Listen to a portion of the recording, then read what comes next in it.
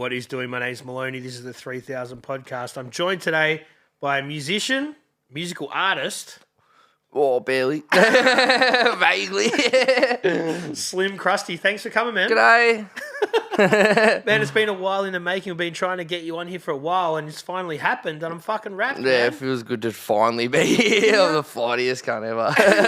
That's what it's all about, dude. Like, you know, it doesn't always work with certain time restraints, and you've just done a tour. You're back in Melbourne, so it's good timing, and this will be the Christmas Eve episode, Krusty Christmas or something. Crust crungle. Crust crungle. There you go. That works. There you go.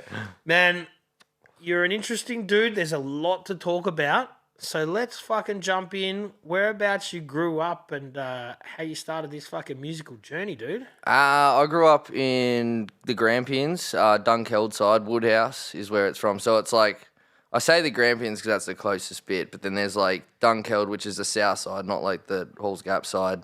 And I'm like 15 minutes from that on like a farm. So grew up there. What do kids do there, man? Oh, play with sticks and fucking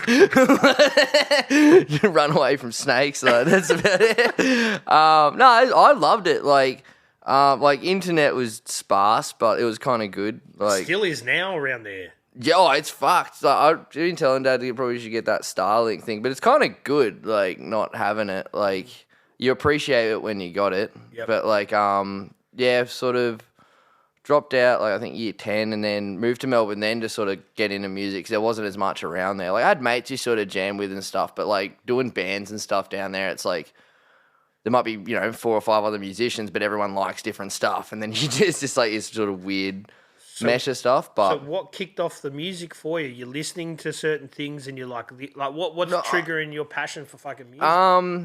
From young, like my uncles and that were like jazz musicians in like Ballarat and stuff. So I've sort of been around that. And then, actually, funny story, Airborne? Mm-hmm. Yeah, so their guitarist, David Rhodes, used to shear at me old man's. So like He's got a shearing shed. Yeah, he's my old man's still on the farm and stuff, and like yeah, David used to go shear out there and stuff, and like play guitar with me when I was like tiny, like verge of memories forming, sort of small and stuff, and then like I don't know, it was kind of that one thing that just sort of clicked, and I feel like learning instruments, it's like once it becomes enjoyable and you start learning stuff you want to learn, like, which I'm very thankful for, like the teachers I sort of had when I was young, because they didn't like try to make me learn boring stuff, like if I want to learn AC/DC, they'd show me that. And as soon as it's like that, you start learning like a lot quicker and everything like that too. So like, and that not having the internet helps that shit because you can immerse yourself in whatever you're passionate about. Well, yeah, and it's not like I feel like the thing is like with the internet is you can get like an overload. Like there's so much information all there. It's like, yeah, you can use that to your advantage if you're like, you're going to sit there and go through it. But it's like, when you go to a guitar lesson or something, it's like, you take that home and then you're stuck there with that piece of paper and it's like, you kind of got to learn that or like make up your own stuff as well. So it's like, I don't know, I kind of liked not having internet for the most part, which is kind of, it's so funny to see how it's kind of gone where it's like, oh fuck, like the internet's popping off, but I'm like, I don't, like, that's why I'm shocking with like fucking replying or like, I'm getting better, but like it's, it can easily just like, it's like quite overwhelming, I think, as well. Like, for sure. I could imagine people with a lot of followers open up their inbox and see all these people and just like, it's too well, it hard, happened out of nowhere though too. Like there was a bit where it was like, it was sitting at like, 1,500 and I was like, oh, it'd be wild if it ever like, got to like 3K or something. And then just one of the videos popped off and then I went straight past that and I'm like, oh, fuck. Like, you don't even feel it. And it's kind of good, I guess, where it's at now because it's like there is a bit of a separation. Like, I'm like, there's no way I could fucking be on it all the time, like. So, I'm pretty good at just like putting my phone fucking down now and just like not even worrying about it. And but, yeah, I know. Like, I also like you really appreciate when you fully get through. I think I was saying on the other thing I went on, but like, yeah, spending a whole day downloading like Ronnie John's half hour, like Chopper Reed video and shit, and then just like buffering it back to the start every time. It's like, yeah, I've got YouTube downloader. I'm gonna like download that shit and then watch it again. Like, I did the same. Man, I did that same thing with that Ronnie John's thing. But I used to say to people, watch this. It's not Ronnie John's being Chopper. It's Ronnie Johns being Eric Banner being Chopper. Yeah, You know what I mean? that is exactly it. No, 100%. Like, it's definitely that version of it. But And he's still doing that to this day. I He's doing was like, yeah, man, like, yeah, capitalize on the fucking oath. Like, man, Airborne. That's like I haven't thought about those guys for ages because again, yeah, Dave is not in it anymore in that. But like, just to like, because like, well, those like half of the band's from like Warrnambool as well. Like, which is like the coastal version where I'm from, basically. So yeah, that they basically made like they were like a AC/DC cover band. I feel like, but doing originals. yeah, fully. But then like the magnitude of where they got like the stages they're playing and that, I think there's obviously like a huge market for that overseas as well. Like, Yeah. but yeah, no, they were killing it and stuff, and that's what I sort of grew up on. Like, you know, especially like being around my dad and everything. Like, that's what he was into, was like AC/DC, Rolling Stones, all that sort of stuff. So. Yeah. You know, you grow up on that, but then I got into like heavier stuff, and then I feel like with heavier stuff, it's like, you know, it combines so much different genres and stuff. So if you want to get good at it, you kind of got to learn a bunch of different stuff. very Like, I love like technical. Django Reinhardt and all that sort of stuff, which is like gypsy soul sort of guitar, and then like a lot of 80s shred guitar and that, like Paul Gilbert, like Racer X, like Steve Vai, Joe Satriani, all that stuff. And now it's like kind of good like doing acoustic stuff because you play for the song. You're not like, you know, trying to go overboard, trying to fit so much shreddy stuff in there all the time. That, 'cause it's easy to make a song sound like yours if you're putting a million notes in there, but it's like to try and make something sound like yours with 4 chords is like a bit trickier, you know? Like, it's easy to feel like you're in a rut more than anything, but When there's only 4 chords, everything's been done to an extent. It's how you do it. Do you yeah, feel? 100% delivery. And it's like there's so many artists as well that like that are, I guess, even in the country scene or whatever, it's like that. And it's like so many of their songs, they follow the same structure and progression and all that, but every song they do kind of sounds unique in its own way. It's how like vocals have a big part of that, like how you play those 4 chords. It's like if I want to play with like jam with mates and stuff, because I do like a lot of finger picking, but like I don't want to play with someone that's doing the same stuff as me. I want to play with someone like, I can't strum and sing for some reason. It just doesn't click, like, you know. So it's like playing with someone that can do that. It's like complements like way more too. So Was it always just guitars? Do you think about drums or any other? I sort of dabbled with a bit of drums and like other instruments. I used to play like double bass in like a school fucking orchestra band and stuff like that, but they're a bastard to take around. I was like, fuck, like they look cool, but it's like, fuck, like, and then but guitar's always been the main thing. Vocals was like, I got into doing heavy vocals because it was like in I couldn't drive at the time when I moved to Melbourne, so it was very easy to travel and just Still not rock driving up. much now. Oh, yeah, not to hear. I was like, there's no way I'm going to come down here, sink piss, and be able to drive back from the peninsula. There's no fucking way. Like, but shout out Robin and Grace for driving me down. Like, But so with your early days, were you always writing? yeah, always writing. Definitely, probably like, well, the stuff that where it's at now has probably been over the last like 10 years, but I'd never put shit out. Like, as in, it was just sort of play for mates, and you know, like I'd send it to them if they wanted it, but I was never going to do the depressed stuff live. I was like, when I was doing it, like, for one, I don't like my voice. I think it's just a natural thing. I don't listen to me shit back or anything like that, and especially if it's like miserable.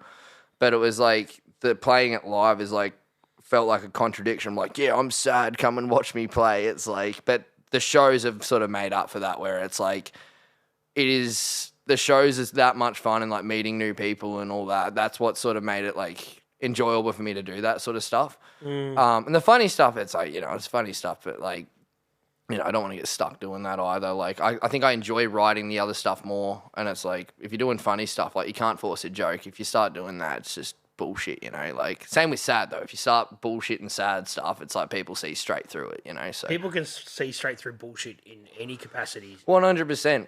Like, can't force sad, can't force funny. Like, you know, as long as it's natural, and that's what sort of works. And like, even like with the album I put out, like that was recorded in like a day. With like, I brought me mate over because I had the songs there, that many different versions of them, and I just hated them all. And I was like, look, I got to put this shit out. Had me mate over, and I was like, we just got pissed and had a bunch of Dexies, and I was like, you just got to tell me if it sucks. And then that's why the dude's like talking in the back. Shout out Leroy. He'd be like, yeah, pass, not pass, or whatever. And we just did it in a day and just put that out pretty much. And then, thank fuck, I kind of did, honestly. It's been like a bit of a whirlwind since that. So even with, and we want to get back on your journey, but this is cool right now. So even stuff that didn't make it, you've just chopped it, it's gone, or do you think? You Oh, revisit there's that stuff there. Well, like since putting that out, there's heaps more now. I think it was just because it was just like years of just being in ruts and stuff, and now it's like putting it out, and it's like, oh, it's a little bit of a clean slate. So since putting that out, I'm like, there's heaps of new stuff now, like that I feel isn't rushed or anything. Just trying to be like, oh, I'm gonna put something out. It's like, oh, there's actually like stuff there that I'm like, oh, kind of happy with, and all the rest. So it'd be interesting to see what sort of happens next year with it, especially the stuff I've been recording is probably a little bit of a, I want to say step up, I guess, in production and that I've been recording with me mate Sam and like, you know, just I guess taking a little bit more time to think about like, you know, recording it properly, I guess, like, you know, so. But it's your style to kind of do it rough and unpolished. You know what I mean? Oh, well, that's where it's like Sam's kind of good because it's like he meets in the middle of that. Like he knows where it's a good point for a live track or whatever, or if it's like, all right, here we'll do it like that, so we can maybe layer something in. So that's where I'm interested to see how it'll sort of go. And like, yeah, next year's got a bunch of new shit coming out too. So yeah, you can't be departing too much from what people know you for. Oh yeah, 100%. But there's also the thing of like people if they like what you're doing, it's generally because it's like you're liking what you're doing, or it's like that's what you like listening to or whatever, and it's like if other people are into the same shit, they're gonna get it, you know, like, yeah. And if they don't like it, I don't really give a fuck, because it's like I'm happier with it. I'm like, all right, so like, you know, at the end of the day, you've got to evolve as well, man. And it's gone better than I thought, man. If this crash and burn tomorrow, I'll be like, yeah, I had a good run, like, you know, like fucking this is way more than I could have ever imagined, you know, like any of it to be like even the shows, like people are, I'm like, what the fuck is going on? And then like Canada in itself is like, how the fuck is this happening? Like, you know, it was a fucking fluke. Like, yeah, man, it happens though. But let's not jump too far ahead. Yeah, I'm shocking for that. So. No, that's my job to keep you on track though, man. So let's go back to sort of high school days. You're writing, you're playing guitar, you're learning shit. You are looking up to the Airborne dude. What was his name? Sorry. Oh, David Rhodes, and like a lot of shred artists and stuff. Like again, like my early sort of teachers, like they brought me up on like 80s shred, like technical theory, like that sort of stuff. Like yeah, and then like uncles being in like jazz bands and stuff like that too. So there's technical shit behind shredding.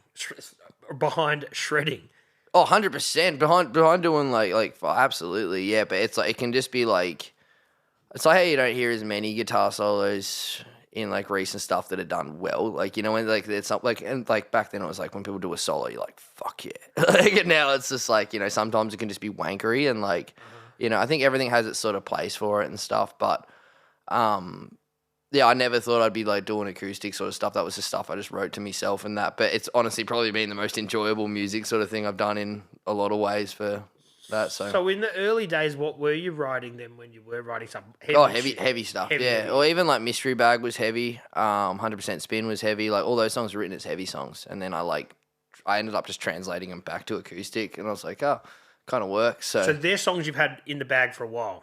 Yeah, and for a bit, yeah, and just never really put shit out. It was occasionally just put up a video and be like, oh, I'll do that. And it was like, it just still, like, me getting my ass in all gear was another thing. So, like, that is the beauty of the internet and with the social media age. You can just throw shit at the wall and see what fucking resonates. Yeah, you never know when shit's going to work. Like, you know, and that's why it's like, you can't think about it too much. You just got to, like, you know, go for it and just see what happens. And at the end of the day, it's like, if you don't care about, like, the fucking end result, if I put this out, this better be the breakthrough fucking thing or something like that. It's like, if you don't care about that, it doesn't matter if it flops. Who gives a fuck? It's like, you're kind of happy with it. Like, there was a whole EP that I put out that I ended up deleting, but it was more to put it out to show that I could actually prove to myself that I could put something out and not be, like, a nervous wreck about, you know what I mean? Because it's like, especially doing, like, me singing voice, because I'm just like, fuck, doing the funny stuff, it's kind of like, who gives a fuck? But, like, the other is just, like, it's just, I guess confronting, you know, like listening to your voice and like all that sort of stuff. So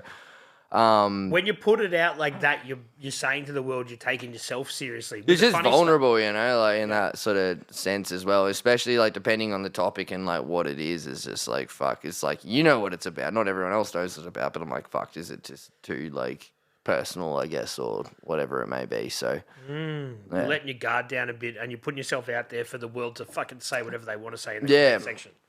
Yeah, well, it's even when like people put like my music and they'll like put it on their story with like my song and that, it's like, I already sure be like, yeah, fuck yeah, but I'm like, if I hear myself singing through a phone, I'm like, oh, like, you know, it's just like, it's like it's one of those like never-ending battles and that. But now I just know the end result is I have a lot of like enjoyment doing it, and I'm like, I don't know what the fuck else I really want to do. So it's like, fucking better start enjoying my voice or something, you know, like. Yeah, man. Well, that's the thing. When I hate listening to myself do these fucking podcasts, but I have to do it. It's the same. Yeah, it's like watching yourself on camera. It's the same. It's the same confrontation. Like, you know, like it's always just a bit like tricky to get over that. But once you stop sort of caring, is like when shit goes better anyway, you know. The thing is, my mate fucking summed it up early days. He said, "You've always sounded like that. You just don't hear yourself like that. So everyone knows what you sound like. So just get over it." Yeah, exactly. And I always said this was one thing to me, mate. It was just like, if you hold back on vocals and stuff, it's like people, especially if you know, got a mic in front of your face, people are going to hear, like, whether you like it or not. So you may as well fucking go for it. You know, there's nothing worse than just holding back and then you just fuck it anyway. It's like, well, that's what microphones are made for. Yeah, give it the beans, you know. You know. For sure. So with where you get to in your musical journey, there is a bit of sort of drug related shit. Is that happening as a teenager in that part of town? No, well, oh yeah, it's very apparent around there. And even when you were growing up? Oh, absolutely. But like I feel like I was definitely a bigger drinker when I was a teenager and heavy weed smoker, and I probably got into other stuff a little bit later. But then even now, it's like I can't touch a Kappa MD without being depressed for a fucking week. Like, it just ruins me. And like acid was one of my favorite things, but I save it for every now and then now because I don't want to ruin it for myself. But like, kind of dummy dash with a lot of it, and like. But, like, meth is huge out that way, you know? Like, and it was when you were growing up? Yeah, absolutely, yeah. Like, you can't escape it. Yeah, well, that's, man, it's like, the amount of, it's like, especially in towns like that, you get stuck, like, you know, and it's just like, you're surrounded by it and stuff, and I feel like I'm very lucky, because I feel like if I could have stayed, like, knowing how I have been with, like, my own sort of tendencies with stuff, I'm like, yeah, fuck it, I would have been probably in the same sort of circles of it and that, but I was lucky to sort of go away and come back, and then, you know, like some of my best mates, you know, gotten in and out of that sort of cycle of it and stuff. And it's just like, it's not a thing of people just trying to like fucking ruin themselves. It generally just comes from a fucking out there like boredom half the time, you know, and it just takes once with so much of that shit too. Like, you know, like you just get stuck, you know. Dude, I grew up in the inner city area and it's got a lot of people I know as well, man. So it's not, and like, and that, there's nothing to be bored. If you grow up in St Kilda, there's nothing to be bored about. There's shit to do all the time. Yeah. So it just can happen everywhere. There's so many different things with it as well. So it's when people want to like write off even like, oh, fucking people have like, you know, rich parents. Like some of them like mates that I know that like, and I won't go into any details, but like, they've come from like, you know, well-off families and stuff, but they're big shoes to fill and they end up being some of the most depressed people I've ever met. And then they get into hard, they skip the whole middle bit and they get into hard shit. For sure. Like, it happens so much and it's just like, but I don't know. With those people, right, from my experience, they've got the parents there to bail them out. And before it's, then when they've got to fucking stand on their own 2 feet, it's too late. Yeah, 100%. Or there's that thing of like, so I think I'm all up in gambling. I think I might have maybe ever spent $100 like in total I don't really gamble ever. That's good, and that's because I had like a lot of like that in my family, so I don't fucking touch it. Mm-hmm. But like if you come from like a drug household or anything, it's like if there's like 2 people in it, like a brother and sister or 2 brothers, whatever the fuck it might be, one usually goes completely straighty 180 sober, and then the other one goes down just a fucking horrible path, like, you know. And it's like those sort of things they're susceptible to, I guess. And it's just like, you either see the wrongs of it and you don't want to touch it, or you're stuck in the same cycle, you know. And it's like, but I don't know, all that and saying, like, I fucking love Hamilton. It took me going away from it and coming back, but I'm like, so when I went first time down, not to get sidetracked, but first time going down Tassie, I'm like, this place is fucking beautiful. Like, I'd move here and I lived there for a little bit, but it doesn't feel like home, you know. And Hamilton, in all its fucking flaws or whatever it is, it's the only place that it really feels like home, where it's like, you know, I've got old mates, like lifelong mates from back there and all the rest. And it's like, we have the best KFC in Victoria. Like, absolutely. Like, I've spent a little bit of time. I've been to Hamilton a couple of times. My missus' sister lived there for a bit. There is 2 pubs. I remember going to one pub on the main street and then one was closer up near the like footy oval. Like Cali. Yeah, I don't know. Cali Hotel's popping now. Yeah. And then Central isn't, no diss on the Central. It's probably, I'm sure it's going great. Not as good as the Cali, but the Cali's slapping now. Like, they renovated it all just before COVID, and now it's back. It's like the place to be. Like, the Attic didn't make it through COVID, which is that nightclub I was saying about. Yeah, tell us about the Attic, man. So the Attic was like, was FHM or Zoo that voted it like the worst nightclub in Australia like 3 years in a row. But like, dude, it was like it's like, but it was. I don't even know how it closed over COVID. It wouldn't have even affected it. Like, I've seen like one bloke just dancing on crutches, and like that was it in the venue. Like, you know, like it's all the shots are in like fucking test tubes and shit. You get stuck to the ground. They put like a stripper pole thing in there, but it's like, I don't think it had the intent that what they expected, because it was just pissed shearers just like jumping on this pole, myself included. Like, and I'm like, yeah, it was. I fucking miss it. And like the Smokers was this dirty old cage out the side that looked on the street, and it was just I hope it gets like it starts again. But you know, like there'd be a revival for sure. Like the market's there, but every like sort of working town needs something like that for everyone else to come. Oh, absolutely. Like, man, like pubs and all that stuff in the country, it's like, I don't know, it's its own fucking economy. Like, we still have you ever had Toss the Boss? Yeah. Yeah, we still got Toss the Boss. I reckon that was at that Kelly joint that I was at. They're still going. Yeah, I remember going like, as in, like, the Toss the Boss is still going. I don't know, surely there's legalities. But, like, if anyone doesn't know, it's like you go up to the bar, like there's like a 2-hour happy hour period. You order whatever you want on tap. There's like hard solo on tap. You can be like, yeah, can I get 8 hard solos? And be like, right, and they flip a coin. If you guess it right, you just get them all for free. And if you don't, you just got to pay for them. So people just end up fuck-eyed. Like, I did a gig that night and I could barely play. Like, yeah. That's the hardest place to play is Hamilton, because it's just like, even like, that was the last spot on the tour, the Australian one I did. And it was just like, fucking hell. By the time I even played, I was just like just getting fed drinks. I was just like, fucking hell. Like, I can barely even speak at the moment. But who else has made it out of Hamilton? Oh, beside Rhodesy and stuff.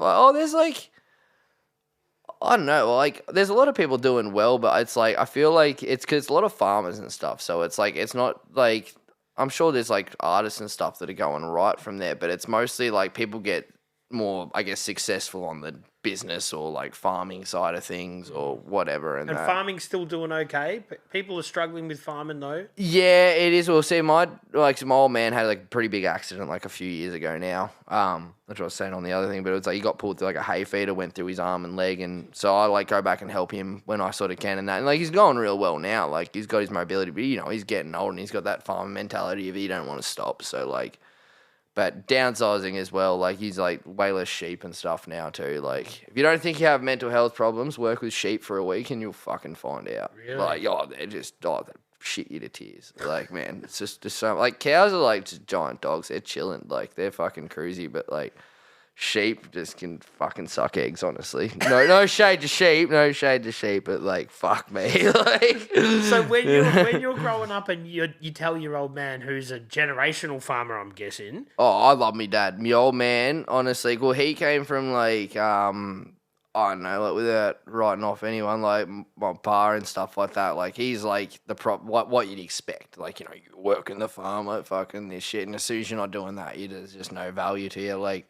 But, like, so my old man had to cop that sort of shit, and then, like, I think from him seeing that, he's just been nothing but supportive. Like, he wanted to do music and stuff at one point and everything, and, like, you know, and, like, he was, like, even going to uni for engineering and all that, and then it was just like, nah, you got to come back to the farm sort of stuff. So, like, my dad, in terms of being supportive of it, even, like, he doesn't necessarily agree on some of the things I sing about or anything like that, but he just knows I'm not, like, bullshit. I'm just like, look, what do you expect? But, like, he's been, like, nothing but supportive in like a lot of ways, and I'm very grateful to have him, like especially what he's sort of been through, to be like that with me. And like the first show he came out to was the last one on me tour, like the Hamilton one and stuff, and I was like, and it was ironically was the one I was most blind at. I was just like, look what you did. Nah, but he had a ball, man. I remember going to Soundwave when that was going with him and that, and like because he never got to, like, you go to him, but it's been like a while because he'd always be fucking working.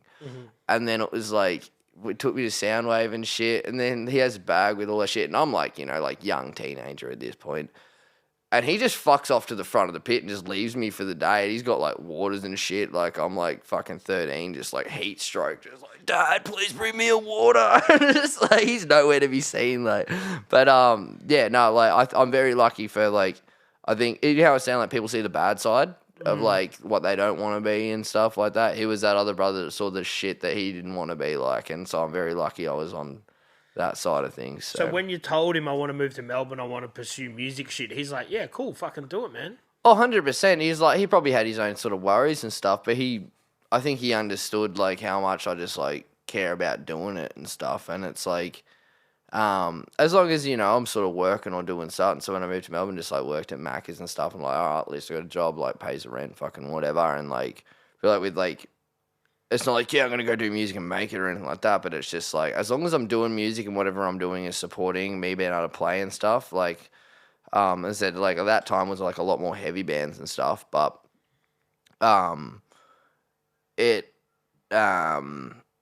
fuck, I lost me train of thought. It was there. It was there. You moved to Melbourne, you're working at Macca's. Yeah, but he was supportive. It's like, you know, you're paying your own rent, you're doing your own things like that. And I think with, like, now, it's just a wild thing. Like, because just, I don't think either of us were really expecting it to sort of how it's going. He's just like, fuck, like, you know, it's pretty wild to see where it's sort of at. And it was, like, a real nice sort of thing. Even when I got back from Canada, he was just like, man, surely you're just fucking happy. Like, which is, like, you know, like, coming from someone that's, like, hardware, it's like, you know, like, it's a pretty big thing to sort of say. And it's like, you know, even if it did go ass up, you'd have to be happy. And I'm like, yeah, that's literally what I've been saying. I'm like, feel like the stuff that I've experienced in the last year, I'm like, I'm very lucky to have even had that opportunity. So it's like, as long as you keep that mindset, man, then you're on the right path anyway. Oh, man, I just want to do music till I'm fucking dead. And that's it. Like, and enjoy it. It doesn't matter about, like, trying to play big shows. As long as I don't ruin it for myself. If they're like, oh, you need to put out a fucking thing here because of fucking whatever, and I'm like, that'll ruin it for you, you know? Like, it's like,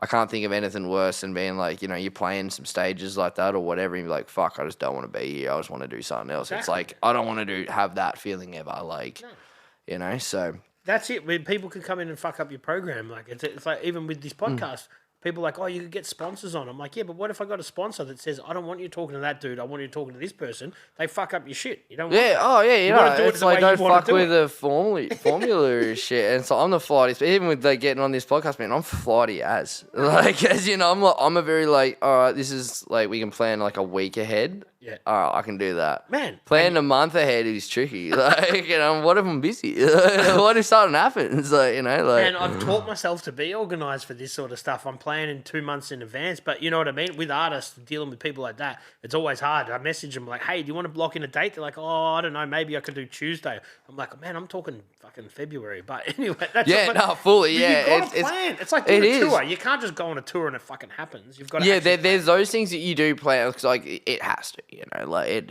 you have to think that far ahead, but like, I don't know, like sometimes the best shows, they come out of last minute sort of fucking things, like 2 days before, and you're like, even though it might be an impromptu show, sometimes they're the funnest ones, you know, best, like, man. Yeah, for sure. And people roll up because like a lot of people, if you have that sort of mindset where you're like, oh, I can't play that far, I can't plan that far ahead. So many people can't. So people don't buy pre-sales like they do, like, because okay, like half the time, unless it's like they know it's going to sell out, then they buy pre-sales. But otherwise, people are going to decide like 2 days before. And that's like, oh, that's the thing that's happening this weekend. And then they go. So it's like, we'll end up getting bigger crowds from like doing something with 2 days notice. And then it's like, oh, shit, yeah, because people, that's the thing that's going on, you know? So. But that's, I guess, also the benefit of doing the regional tours, because people, for lack of, I don't want to talk down on regional areas, but they don't get a lot of shit happening. So when something happens there, they get fucking behind it. Oh, yeah, and they're the wildest one, man. I know, like, even, like, Toowoomba was fucking off its head. Like, that was, like, you don't expect it sometimes in those sort of areas, and then it's just like, holy fuck, like, it just packs out and stuff. And then city ones, like, not all the time. Like, the city ones lately have been really good and stuff, but, like, I've done enough where it's like, you know, you go to a city, it's, oh, there's heaps of people in that, but it's also, like... They're not as loose, hey? Oh, depending on the area. Adelaide was pretty loose. Launceston, I don't know if that... I guess it counts as a full city, but Launceston was fucking off its head. We're calling that regional. I'm saying Launceston's regional. Yeah, it's Virgin on it. It's got a CBD... You know, like, Hamilton has, like, a couple of streets. We have 2 sets of traffic lights. Like, Launceston has multiple, so that's a city. Even I've got a set of traffic lights. Fucking hell, bro. People pay a lot for that in Hamilton. That's a big deal. So let's talk about when you moved. You got out of Hamilton, you came to Melbourne. Where'd you move into, man? And what did you do? Just share house with mates that were from the country, and that like, so I would hang out with like older people from there because it was like they were the ones sort of playing music and stuff. I was like, nah, fuck it, I'm going up there. And then I'd like was mixing some bands as well when I came up, and I was still half in the country. Which was one of the drummers I used to play with. He was in a hardcore band and that, so I mixed their thing. And then I thought that's the sort of path I was sort of going to go down for a little bit. Were you technically trained in that, or you just learned how to do it? Oh, I just sort of learned, yeah. And like, which is, you know, all good experience and that. And then sort of started getting into doing like heavy vocals and stuff. And then, which again wasn't a thing I thought I'd sort of go down. And then ended up really enjoying that. And then, yeah, did that for some years there. Like, and it was like, still working at Macca's or whatever. Yeah, still working at Macca's. Then I went to Snitz. And then just a bunch of hospo jobs and drove myself kind of nuts. Like, but it's a means to an end, so you can keep doing the music. Yeah, exactly. The only problem was, and then I got like really into like coffee, and I was sort of doing that stuff, and I'm like, all right, cool. At least I've got like kind of, I guess, a safety net of sort of work. Like, you know, I know so I knew I could sort of do that. So it was like a bit of a safety net, and then like, yeah, it was just all to support. But the hard thing is like when you get like that, so like not Groundhog Day, but like every day becomes a little bit fucking repetitive, and you could zone out in your job. I'll be like, why the fuck am I here? I just want to be doing this anyway. And then that sort of happened till the point I just had just the fucking biggest mental breakdown. And there was like fucking, that went over some sort of years, I guess, and me not knowing what to do, and just sort of like, really just sort of like broke me a little bit. But honestly, probably one of the best things that ever fucking happened to me in terms of like, I think coming from the country and that, and those things aren't spoken about as much or whatever. And it's just like, you kind of could put in the depths of it, and you're like, okay, I really need to work me shit out and stuff. And I don't know, I think even like me taking care of myself as well, like when I was like, oh, I'm going to go to therapy and fucking actually try a lot of shit. Even my old man saying that, and he's like, he got therapy after me, you know what I mean? Like, as in, like, after that, sort of seeing me probably go through some shit and him going through a lot of shit, and it's like, I don't know, you got to do it. But, like, I feel like if you don't dip your toes in that other side where it's, like, bad, it's like you don't experience it, and it's going to hit you like a fucking train, you know? Like, for sure. And this is the thing, man. People, sadly, I think it happens more in the country than it does in the city. Suicide's a real thing. And that's people not talking about their issues. That's absolutely, man. Absolutely. And it's just like, it's very apparent out there. It happens so fucking much. So much. And it's just but like... But the resources aren't there as well. That's the thing. They're not there, and it's just like, it's, I don't know, without getting, I guess, too deep on it, but like, I just know when I experienced stuff like that as well, it was like, there was still just, I guess, a feeling of embarrassment of not wanting to talk about stuff as well. Like, because it's just sort of, like, you know, it's like, you don't want to necessarily make that stuff sort of known or fucking whatever, and I think that probably stems from a lot of that sort of point too. But I don't know, I think, and now I think because I've just, even maybe it is because of music and just doing some of the stuff I write about as well, I'm just pretty open book with it now. I just like, I'm just, yeah, it's better to fucking speak about it and stuff like that. Like, but imagine where you'd be if you didn't talk about it, man. Oh no, 100%. But there's always that fucking I feel it's a bit of a double-edged sword of it. It's like, when that shit actually happens, half the time you never know it's going to fucking happen. Like, there's obviously the case where, like, oh, yeah, this person's sad and you think it's going to happen or whatever. But the ones that always, where it happens, it's always the ones that blindside you where you wouldn't have even seen it coming. You know what I mean? And it's just like... because they're putting up that facade still. Yeah, and there's such an internal battle of it. Exactly. So it's like, it's important to talk about it and stuff. It's just like... But always when it happens is when there's just been absolute silence and then it fucking comes out of nowhere and you're like, shit, you know, like... This is a thing. Some people talk that they sort of talk down about people talking about mental health. No one can honestly say that they know what's going on in someone else's head. No one can. So if that person, they're not being weak, you don't know the mental battle they're going through every minute exactly, of every man. day. And you can have every support network around you. You could have every one of your mates that fucking loves you. And that, but I just know when I was in those positions, all I pictured myself as was a burden to all these people. And it was like, that was the hardest thing. And it's like, no one could tell me otherwise. And that's like, you know, I love my mum. She's a fucking angel. My dad is like, yeah, he has his flaws, but I'm very lucky for that. Like, I'm very lucky for him.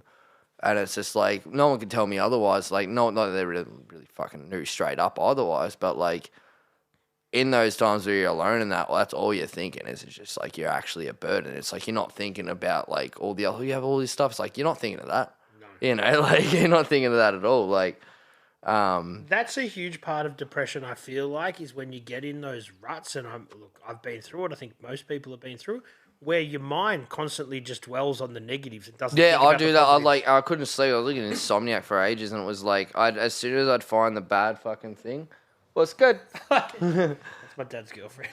Good day, mate. As soon as I'd find the bad thing, it would always happen when I'd go to fucking bed too, or I'd try to go to bed. And it would do, as soon as I'd find that one thing that would make my brain tick, it would just do that and then snowball. And then I'm like, oh, I'm not sleeping again. And it was just like, and then when tired with no sleep, it's fucking just a recipe for fucking disaster, you know? So you'd be smoking copious amounts of fucking bongs trying to go to sleep, and it does nothing at that point. Like, your tolerance is that high. I'm like, it's doing nothing. If anything, making it worse, because I would hyperfixate on shit. So that's where I sort of got to a point with my health where I'm like, oh, I actually really need to do, like, cut down with how I'm sort of smoking and stuff. And like, I smoke a bit now again, but I had like a pretty big break in that there for a bit, because it was like really fucking me up. Like, you know, I'm all advocate for weed. It's fucking great. But like, what it was doing just mentally was just like fucking with me. And it's like, not saying that's like that for everyone. I think I just had a lot of other problems that I wasn't probably addressing. And then it was just like, yeah, it was just. Self-medicating with drugs is something that a lot of people do. It's not the answer. Oh no, fuck no! I remember my mate, one of my good mates, Cohen, telling me about like I think it was an old mate from Minor Threat who's like in Fugazi and stuff. It was like sobriety gave me everything drugs and alcohol promised, and it makes sense. I was like, I always thought I needed that stuff to sleep. I always thought I needed to eat. I needed to be happy. But as soon as I sort of stopped a lot of stuff, it was like, oh, I can actually kind of sleep, and it's like, oh, my appetite's kind of there, and all these other sort of things. So it was helping a lot, and like.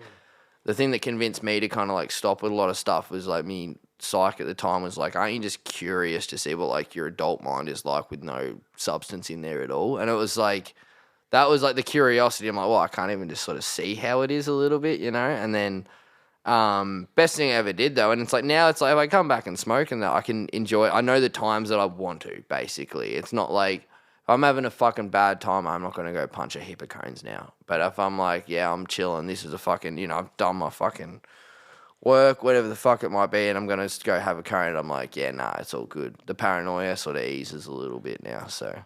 Drugs and alcohol affects everybody totally differently, right? Like I drink, we're having a beer now, whatever. I don't smoke weed. Oh, I love beers. Like that's, you know, that's like, you know. It's pretty normal for me too. Yeah, every day. 100%. But weed affects everyone differently. Even booze affects people differently. Some people don't. 100%. You know? Like, I can get messy, but I'm like, I don't know, everyone's like, oh, I'm not a bad drunk, but I'm like, I can safely say at least I'm not like an aggressive drunk or anything. I can get messy and a bit loose and do some stunts, but like that's about as far as it goes. Like, but some people, everyone's different though, man. Oh, some people touch it. I remember my auntie Lisa, like, so that's who like trains us about. She'd have like one drink a year. Like on a grand final day, she'd only get like 2 bourbon and cokes in, and she was like a fucking angel, man. And it was like, as soon as she'd have those, it was just like a different person. Like completely and like she knew that obviously. Yeah, that's obviously why it's like there. And it was just like, it was like flick of a switch, and I'm like, fuck, it's just wild how it sort of hits people different. But weed's the same thing, man. Like sometimes Sure. it just doesn't, it's not for me. But I just don't know how I did it for so long as well. Like, 15, probably like would have to be almost like, well, definitely 14 years of like every day, like ounce a week, 50-50 spin sort of deal. Like, and it's like, going from that, it's like, fuck, how did I do it for that long? I guess going back to it now is like your tolerance ain't there and all this other stuff, but I don't know. I feel like I'm only just starting to really just like, I guess, probably enjoy a lot more things in my life now, which is a nice fucking feeling to have for once. So the clarity's there. And man, I've seen people that have smoked themselves into that becomes so normal to their life. They wake up, they smoke bongs all day. They're just existing a lot of the time. Oh, 100%, man. I was definitely just numbing myself like hard. And I think when I found that, it was just like, it became that sort of thing. And then as I went on to other things, it was just like, I was really bad at more just like stopping and knowing when to go home. I'd always just do more.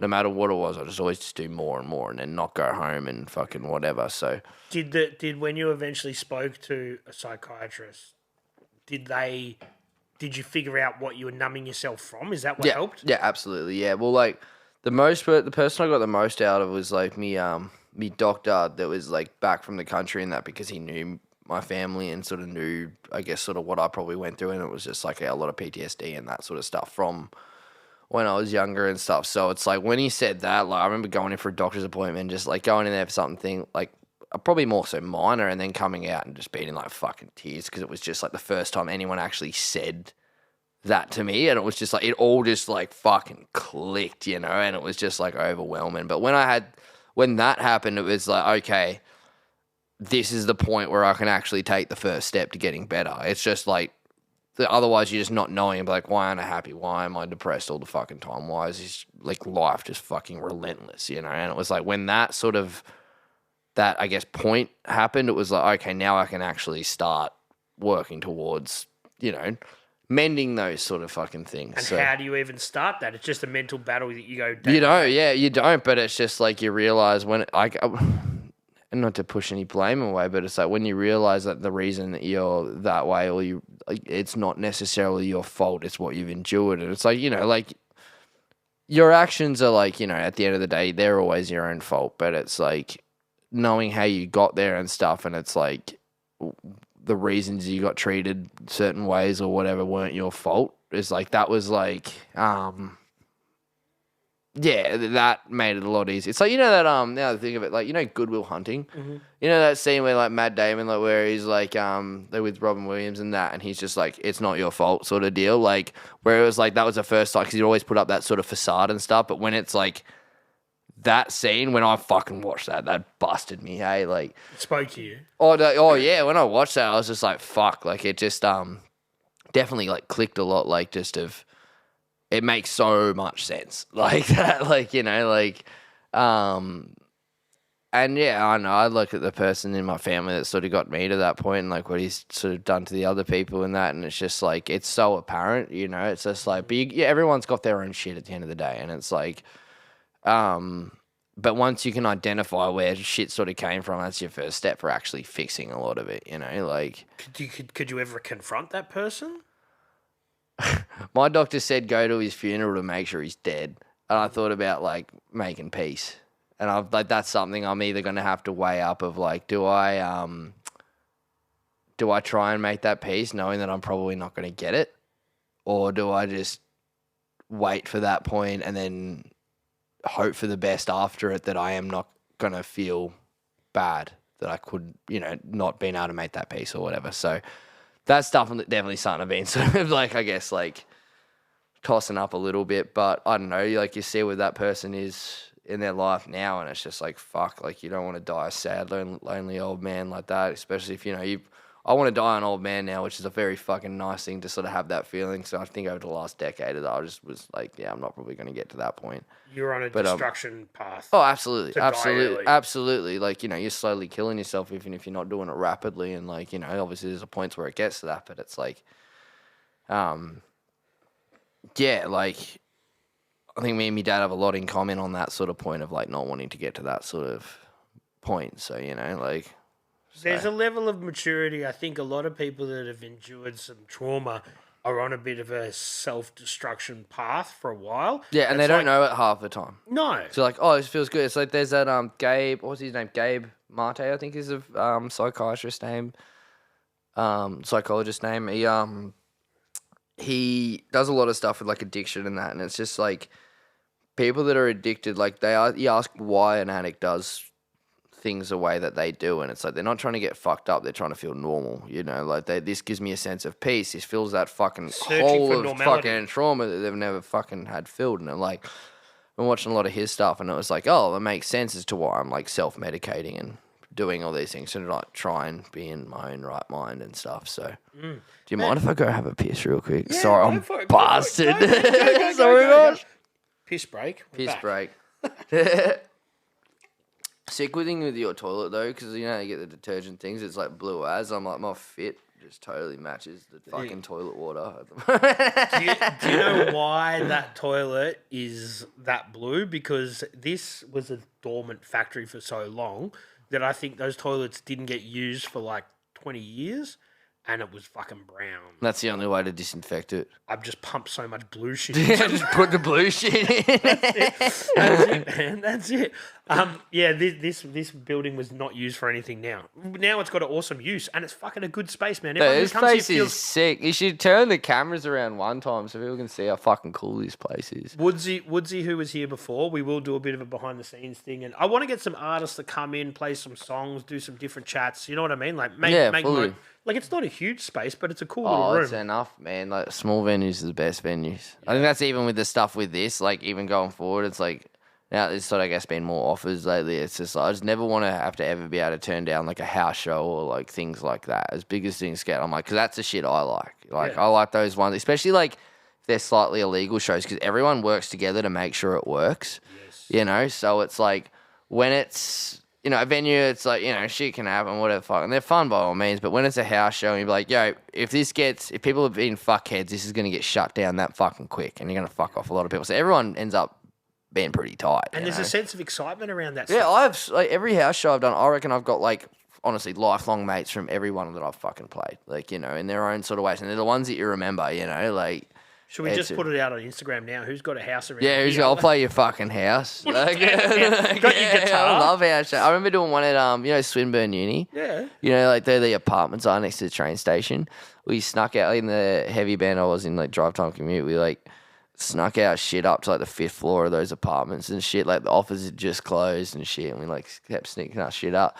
And it would have been like fucking half the size of this room.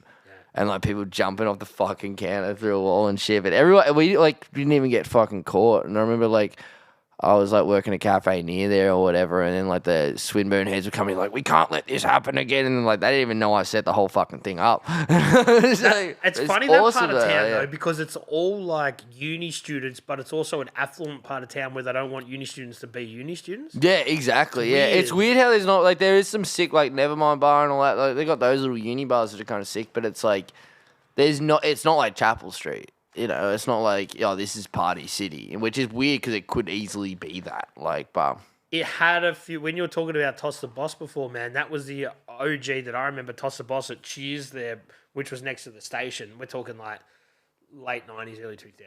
Yeah, true. Yeah, it was a while ago. That's when it was actually like there was a little bit more partying going on. Oh yeah, it would have been. Yeah, it would have been about. And definitely had some like big nights out around there. It's like especially the time of thing, but it's just like it doesn't have the same sort of rep, I guess, as like North Side or South Side and that. It's just that. But it's like I stayed around there for a bit because like just working and stuff, and it was definitely like a lot of good cafes spot. there though. If that's Oh what you're yeah, doing. 100%. Yeah, it was good for that side of things and that. But it's like even just over like the last 5 years, it's changed so much. Like even when I was working there, like half those shops aren't there now. Like it all just changes, gets more expensive. People can't afford it.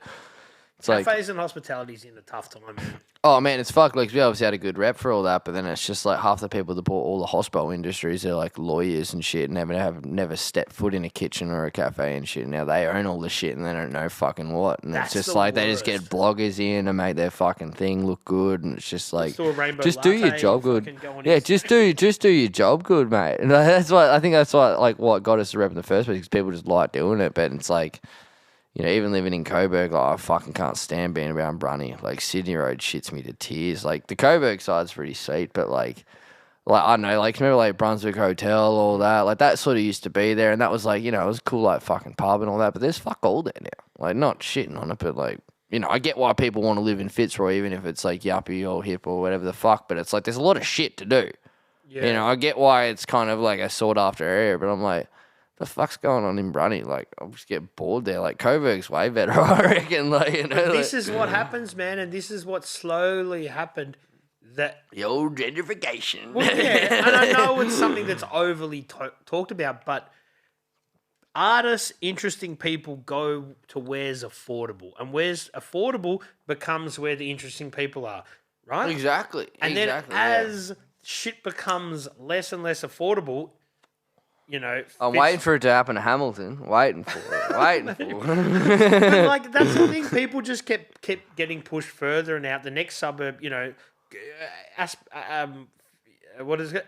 Abbotsford becomes Fitzroy North becomes They used to Clifton be Hill rough North. as fuck. Yeah, It used to be rough as guts, and now it's just like it's not, and it's just like keeps going further and further. And Reservoir now. yeah, Resi. I lived in Resi for a bit. I fucking liked it. It was sick. Like it was just like it's not trying to be anything that it's not. You know, like But it is Fitzroy 30 years ago. You know, Oh, like yeah. shit just keeps getting pushed further and further. push further away, and it's just like I don't know. Do you want to go to the pub and hang around a bunch of fucking lame fucking rich guys? It's just like fuck, not particularly. Like they're just frowning at me and looking at me. Wait, can you do us a favour? Just bring your mic down a tiny Oh, bit, yeah, it's not easy covering as. your face. There you Easy go. as. There we go. There you go. Hot Now dog. you're on. Yeah. So one thing I haven't really asked you about, but I'm curious. Your tattoo journey, man. When did that begin? That was a fluke. That was definitely a fluke. So I was in Warrnambool. I didn't even draw before it, and then I was out of the club. I was pretty gacked, and I messaged like my old boss like, "Oh hey, can I get a dog on the back of my head with dumb dogs get flogged?" And he's like, "Fuck yeah!" And then he offered me a job, and I was like, "Man, I can't draw." He's like, "I'll show you." Like, and fucking oath, man, like it was like such a good fucking teacher and everything. Phoenix Ryan, like mad fucking work, but like. Yeah, like he just took me under his fucking wing, man, and just showed me fucking everything. But like, I think just a lot of what was going on in my life was just like, I don't think I was necessarily ready for it. Mm-hmm. And like, don't get me wrong, I found a new love of like what I like. Oh, sick! I actually really enjoy doing this. I just don't think I was mentally ready for everything that entails in terms of like, it's a job that. It demands everything of you. Like, you know, it's a fun job by all means, but it's like you take it home and fucking all the rest. And like, you know, if maybe I was more brought up on the drawing side of things rather than music, it might have been a bit easier for me to be like, yeah, this is what I want to do. But like music was always just sort of the one thing I really wanted to do. But I met a lot of great fucking people out of it. Like learned a lot of shit that I really wanted to fucking... You know, would never have learned otherwise in that just because people just gave me their time and everything. And I don't know, I've dabbled a bit with it here and there again, like, you know, but like I don't know if it's a path I want to fully go down again either. But it's skills I don't want to lose either in that same thing. It demands a lot from a person to really practice that discipline. Oh, and now with how everything is at the moment, I don't have that time to probably manage both. And that was becoming very apparent, I think, towards the end of it all. But to say that those weren't some of the best years of my life as well, like I think it just gave me a lot of self-worth and doing all that, and like being in a work environment that I was just like, you know, like these are around some of like me fucking homies and stuff. I get to go be around that all the time and everything. But as I said, I just don't think I was just mentally there already, and it was a lot like if you can draw, all right, it's like, yeah, I can draw up this fucking thing, but when you can't draw and you got to fucking work out how to do it, and you're like, oh shit, it's like, it takes a lot, you know, like, but definitely grateful for the opportunities that I sort of had with all of that, but it was definitely, I think on my end of just not being fully ready for it yet. Mm-hmm. You know, like maybe if it was a bit later on, by all means or whatever. But in the saying that, like drawing has been just such a good outlet, like regardless of tattooing now, like just being able to like sit and draw at home or whatever it might be. It's like, if I'm being able to bounce through like a couple of creative things, it's like, if I'm not doing music, at least I know I can just have a draw and fucking enjoy it, whatever it might be. And then if I'm stagnant on music, and then if it's like, oh, I'm not feeling drawing, I can go back to music, and then I'm sort of bouncing between the creativity's all those flowing. things. I think it goes in the same thing of like not having a deadline for music shit. Like you want to make shit good, and it's just, I think that's the way I needed to sort of treat it. But that being said, it was so much fun while I was fucking doing it, and very grateful for all those guys and stuff. But just, yeah. And obviously you're going to keep getting tattooed as well. I hate getting fucking tattooed. It hurts. It fucking sucks. But it's one of those things, man. I'll get tattooed, but like, fuck, I gotta be like, once the nerves wear off, and I get singing this in environments like that where you're surrounded by it, where as soon as you start being like, yeah, I guess I'll get a tat, it's like, fuck it sucks from that point on. We're not even like where you know, when you're excited or you're nervous, and then it's like the nerves kind of help and shit. It's like that's gone. And then I remember even when my old boss would like tattoo me and that, because we were like close, it was just be like, oh fuck, oh fuck, like, you know, like you're comfortable with telling them to fuck off, be like, yeah, it was just like hell of that. Oh man, I'll be the worst person to tattoo. Like, like the face is weirdly easy, everywhere else sucks. I can like, imagine it's the just, face. Not that I've got any face tats. I feel like the face. And there's the not head, nerve endings like that. They heal real quick. Like, the only thing is you're hearing the buzz right in your ear. That's kind of like a bit of the mental sort of thing of it and that. But like, there's the buzz in that. But if you have anything like stomach or like sternum or like those bits, it's like the buzz doesn't matter. Like that's a hot knife. It's just a hot knife with no relief, you know. Like so, but yeah, I definitely like I've saved certain spots just for like certain mates and stuff like that now. But it all happened pretty quick. Like I used to be pretty like clean skinned, just a few home jobs, that sort of stuff, and that, and it was like. I don't know, not having sort of the money there to go fucking get tattoos and that. What was your first tattoo? Well, it was weird. I actually had burns before tattoos. I had like branding and shit. So like brands are all there. They're like burnt with like the. And that was before your tattoos. Yeah, so that shit like that. Fuck, man. That's like a my mate Kyle. He had like a glass ball and like you'd burn it with the sun. And it like, you know, it focuses the light in and shit and then burns it. And then I had like a 22 here. That would hurt more than a fucking tattoo. It's quick though. But it fucking hurts. Like it fucking. And you can't put ice on it because it won't heal. Like it won't sort of. No, you just got to sit with it. Like once it's kind of done, it's like it's all right. It's a bit stingy, but it's the healing of it because it will scab up like fucking hard. Like I had shambles across here, which I got tattoos over now, and then it's like a heart here, and then like a 43% like Dillinger one here, and yeah, it's like after it's not too bad, but it's the healing of it just 'cause it scabs up, and it depends on the day too. If it's like a kind of cloudy day, it's like it burns slow, but it's not as hot. But it takes longer. But if it's a real hot day, it's like you'll fucking feel that straight through you. And then I had like 22 ear, and then I like tattooed me dog like Winnie. You can see that one. Yeah. I forgot her ears and her mouth the first time, so she just got this sausage with no fucking ears. And then I just kind of just did a lot over myself more than anything. And then with machines or stick and poke stuff. Machine. I've never stick and poke myself. I've got like a couple of stick and pokes off mates and stuff. Like the Scorp was a stick and poke and the ice cream. And so your first tattoo on your face was a stick and poke? No, the scythe I think was the first one. That was Dan free-handed that one. But there was this person doing stick and poke at the shop and that, and I was like, oh, fuck, they're so crazy to get though. Like it was like it's a bit of a relax. They're just like so easy. But it's like it just takes a bit longer. But I like getting machines because I just like to get it done. You know, like I can't sit longer than like 2 hours. It's like even me, boss, he did that in like 40 minutes.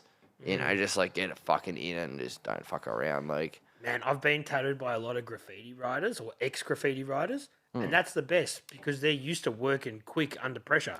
So they just get in and out. Bang. Quick is key. Quick is key. Like it's like as soon as after that, it's like I get real bad at sitting down and just fucking all the rest of them. So I just get it fucking done. Like, but these dudes that sit there now get tattooed by multiple people at the same time. Oh, the Bali special. Yeah, that's fuck that crazy. shit, man. I Like, can't think of anything worse. oh man, I think it's probably like, you know, when you go over it, like you say something like that, and you're like, I'm gonna get fucking covered.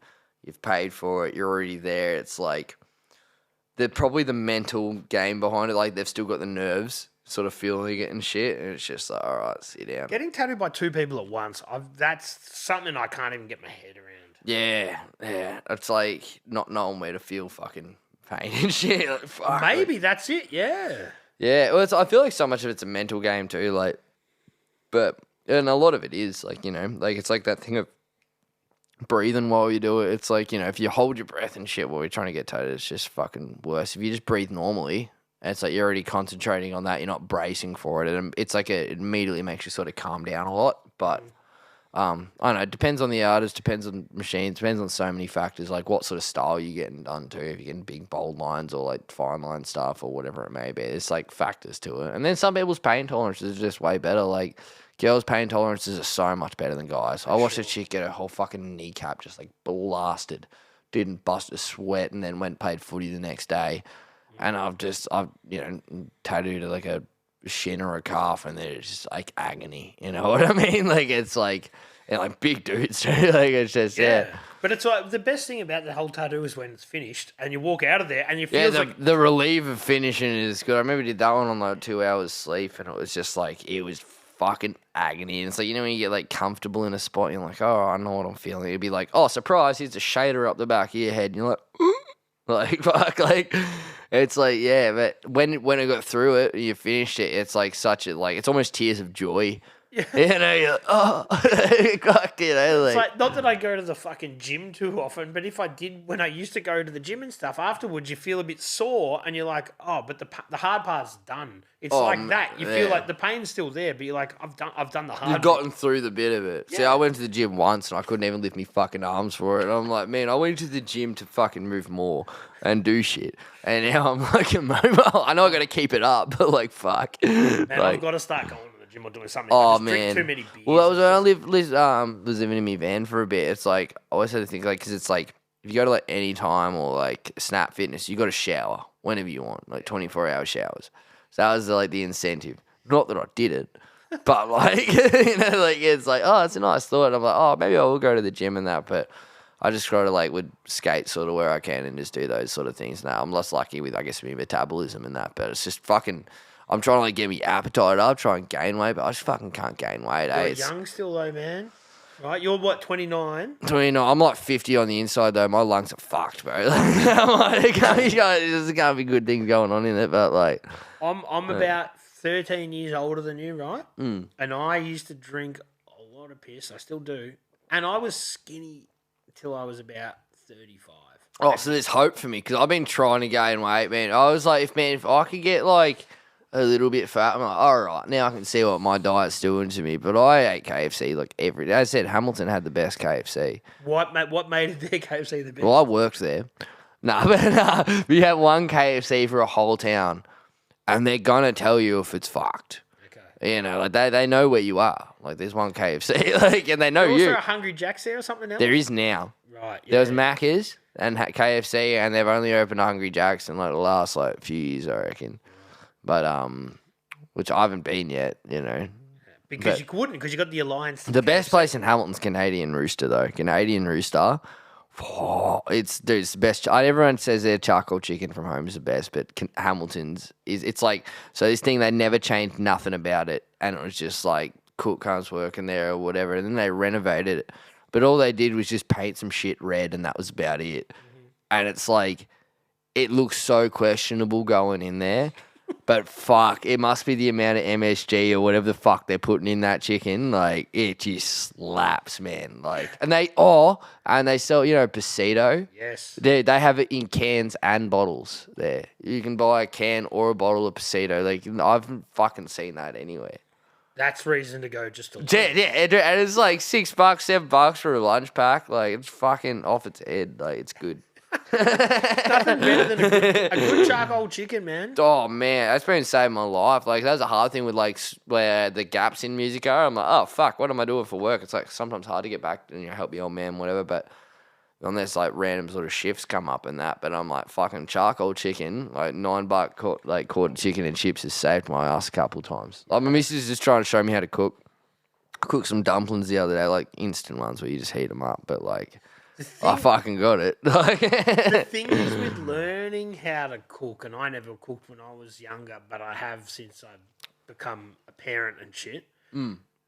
The first few times you do it, when you live a shit existence on takeaway food, it's bad, and you're like, oh man, I spent all this time doing it, and it tastes like shit. Yeah, that was my fucking thing. It was just like, yeah, I saw, right, I'm going to go to the store, which is one thing, and it's, I'm going to fucking not get distracted by the snack aisle because I'm stoned, and buy all the ingredients I need to cook one fucking meal, which there's probably a 90% chance I'm going to fucking burn.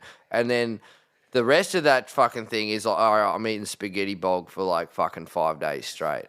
That was my cooking, like, if I did it for myself. And like, my missus is real good at like prepping like food and shit. And I'm like, oh, when she said how much she spent a week, I'm like, oh, that makes way more sense, you know? Because otherwise I'd just be like, oh, I could just pay Uber fucking this. And then it's like, yeah, whatever.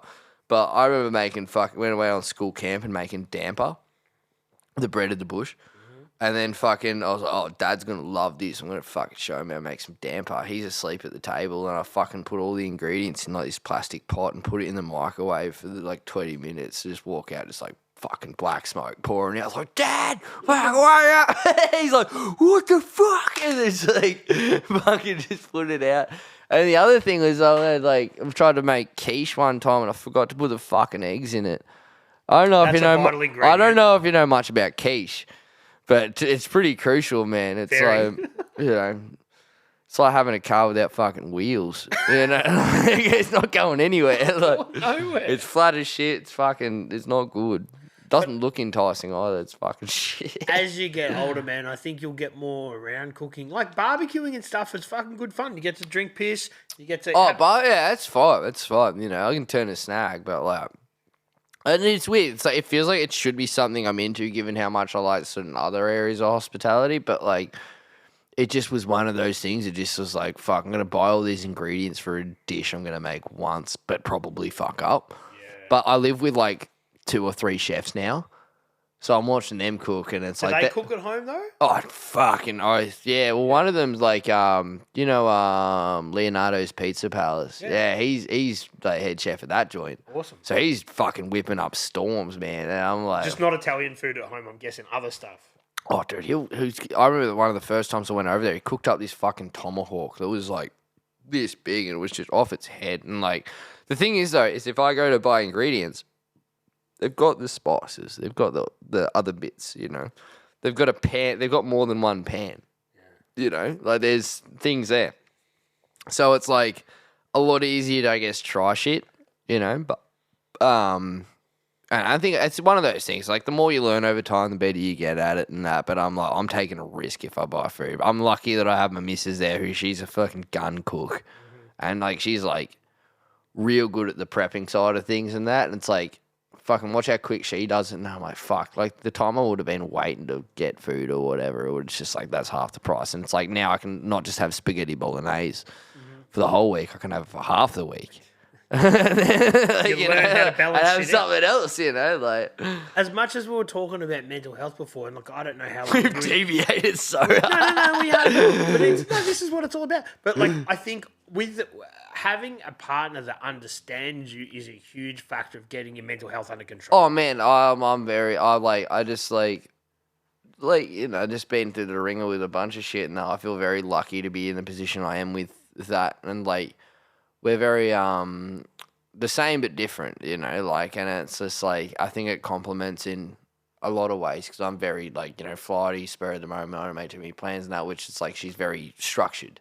You need like, that, but it's a fucking awesome balance. So, like, you know, it's like for both of us, I think, in a lot of aspects and that, and it's like it's definitely helped, and it's just like I think after everything, it's just been like it's nice to finally sort of find that peace. That was a hard thing with fucking Canada, and like I don't know if I was saying this on the other fucking thing, but it was like Canada, like, to go overseas was, like, obviously just such a mind-bending fucking thing. But by the time I got to that point, I was just like, fuck, I'm really going to miss home now. Like, I'm, like... You've got stability here, too. Yeah, it's like, before I was just trying to fuck off every place I fucking could just to, like, you know, like...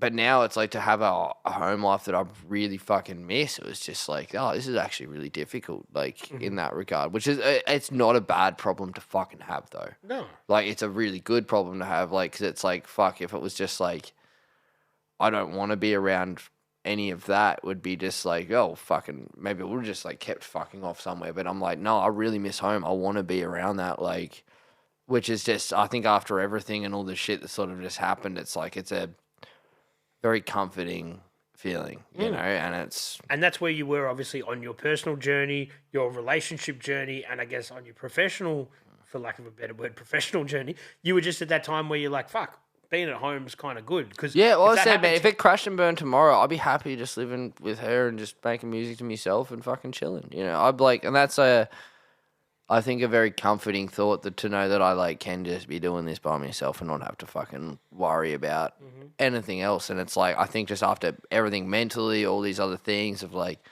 the shit I went through mentally as a kid of just like not feeling good enough for a lot of shit, it's like, it's a nice piece to have finally, you know? And that's like a big thing. So definitely.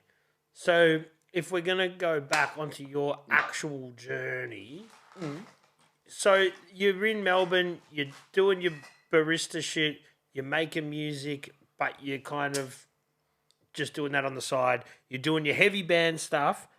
When does the Slim Crusty fucking persona evolve?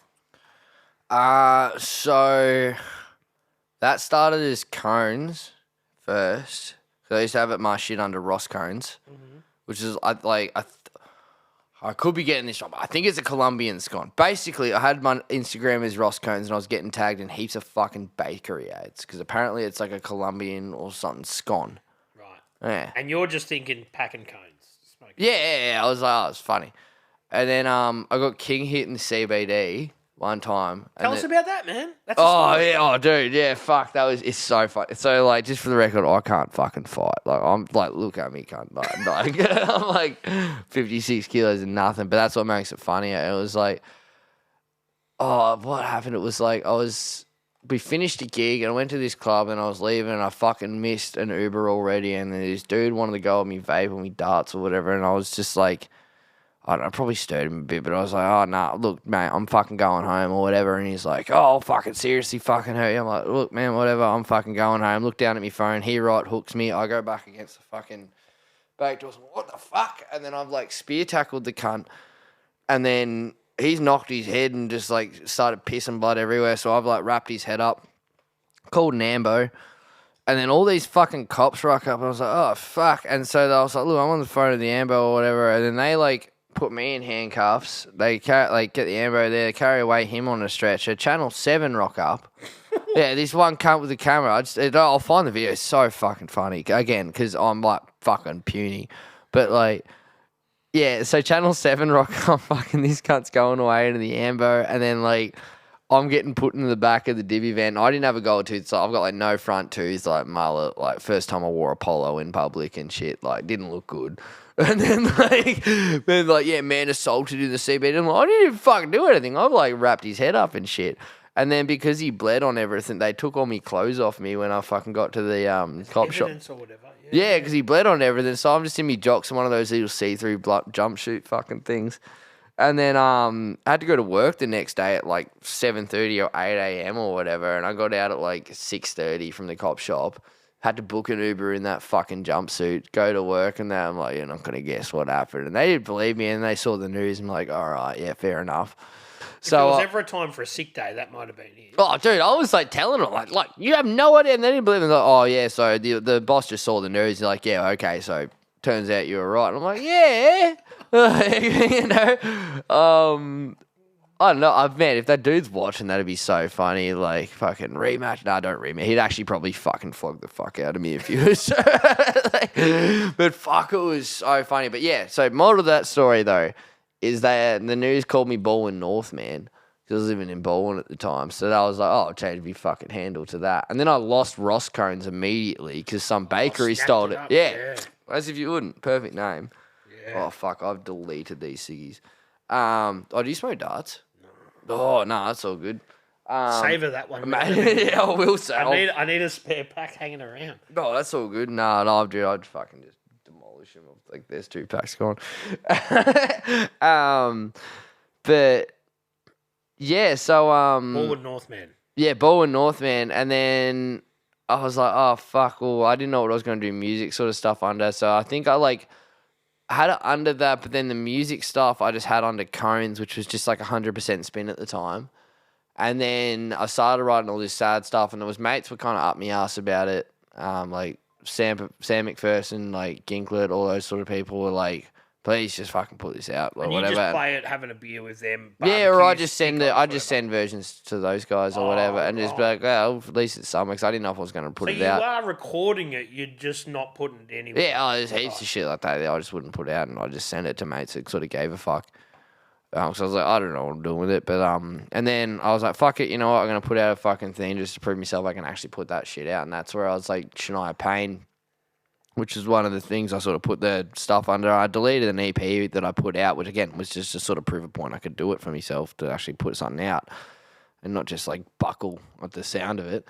which I ended up deleting. But like, it was like the moral of like putting it out was like, I guess, important. But when you delete it, what's the thought process behind that? You're like, no, oh, this sucks. Okay. But it was definitely like, it was pretty shit. But it was just like good to know that I could like.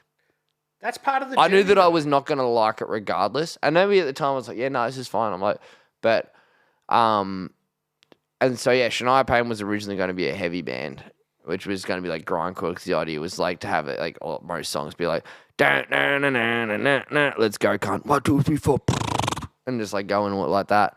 But then I was like, fuck, I need a name for the sad shit. So then I put it under that. And then there's like, after that, I put out, so what's Old Friend now used to be called Dearest Friend. And that was like a reprise of the old version under Shania Payne. That's why it's called that. And that was one of the oldest ones I wrote.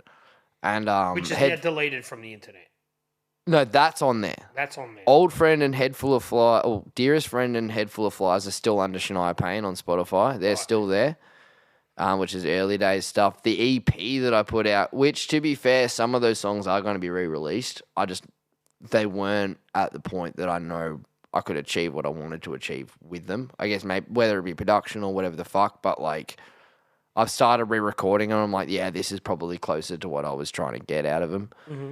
But then yeah, so it was like Dearest Friend and Head Full of Flies under that, and then from there, when Slim Crusty sort of came about, was so like my pa, a fucking old mate, he was a real big Slim Dusty fan, and I was just like, oh, it's kind of a good way to rub it in the cunt's face. So like Slim Krusty is where that sort of came from, and then it just stuck, and it was like kind of felt a bit more broad in terms of if I want to do whatever the fucking music. I didn't want to get like pigeonholed into doing just bogan joke songs, and I didn't want to like get pigeonholed into just doing sad. As I said, you can't force sad, you can't force funny. It's like people see straight through it. Like, you know, you got to just be fucking real with it. Like, and that felt like, I guess, a more broad name, and it's stuck, like, you know, and it's like,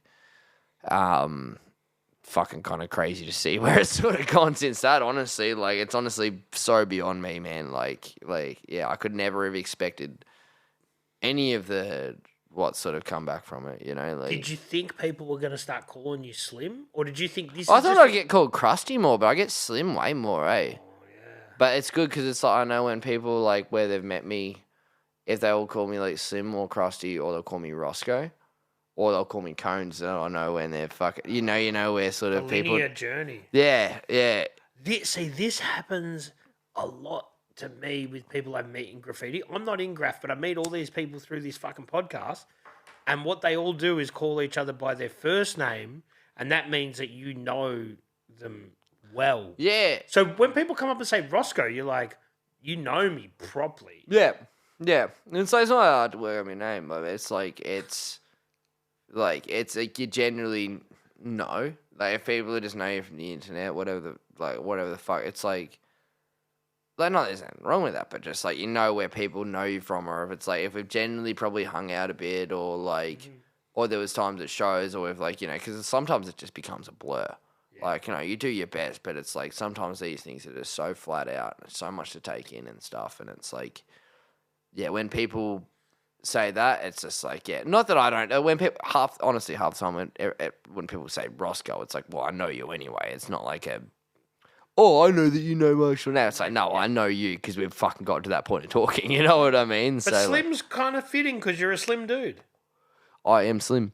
And you're kind of crusty, a little bit crusty. Yeah, well, it's like, what actually, I remember watching, what's that, there's that new Netflix thing. It's that Australian fucking, Boy Swallows Universe. Oh, yeah. And the cool old dude's called Slim, and I'm like, oh, yeah, I'll cop Slim. He's cool. Man, I often thought about that when Eminem comes out in the 90s. Like, I always thought I'd get the Eminem reference if I was like, yo, I'm Slim or whatever. And it's just like, but I haven't had that. I don't know, which is good. Which is good, so. Yeah. But no shade on him. He's fucking sick. But, like, you know, it's everyone's like, oh, he's Slim. And it's just like, you know, some do, like, you know, bleach hair or fucking whatever. But it's like, at least I don't have that. No. I guess thing of it, pal. But I used to think about that, like Slim Dusty. I'm like, fuck, man, that is Slim Shady, but 30 years before that time. Like, that name is kind of cool. Oh yeah, I fucking lucked out. That's right. It's like it's one of those like I feel like even so like my old band like Drive Time Commute, like our guitarist named it that after a Queens of the Stone Age song. I was like, oh, it's not really like a heavy sounding name or anything like that, but it's what you do with the name. It's like we do like real hectic shit live, but then it was like even though it wasn't a hectic sounding name, what we sort of did live was what sort of made it hectic, you know. But like, a name is what you make it, right? yeah, exactly. Whether it adds weight to it because you've added this shit to it. But right, that's it. You know, and you could be called whatever, whether it's your actual birth name, whether it's like Roscoe's a cool name, right? I reckon my dad's reference for it was fucking Dukes of Hazzard. Well, there you go. Yeah, the fucking shit cop.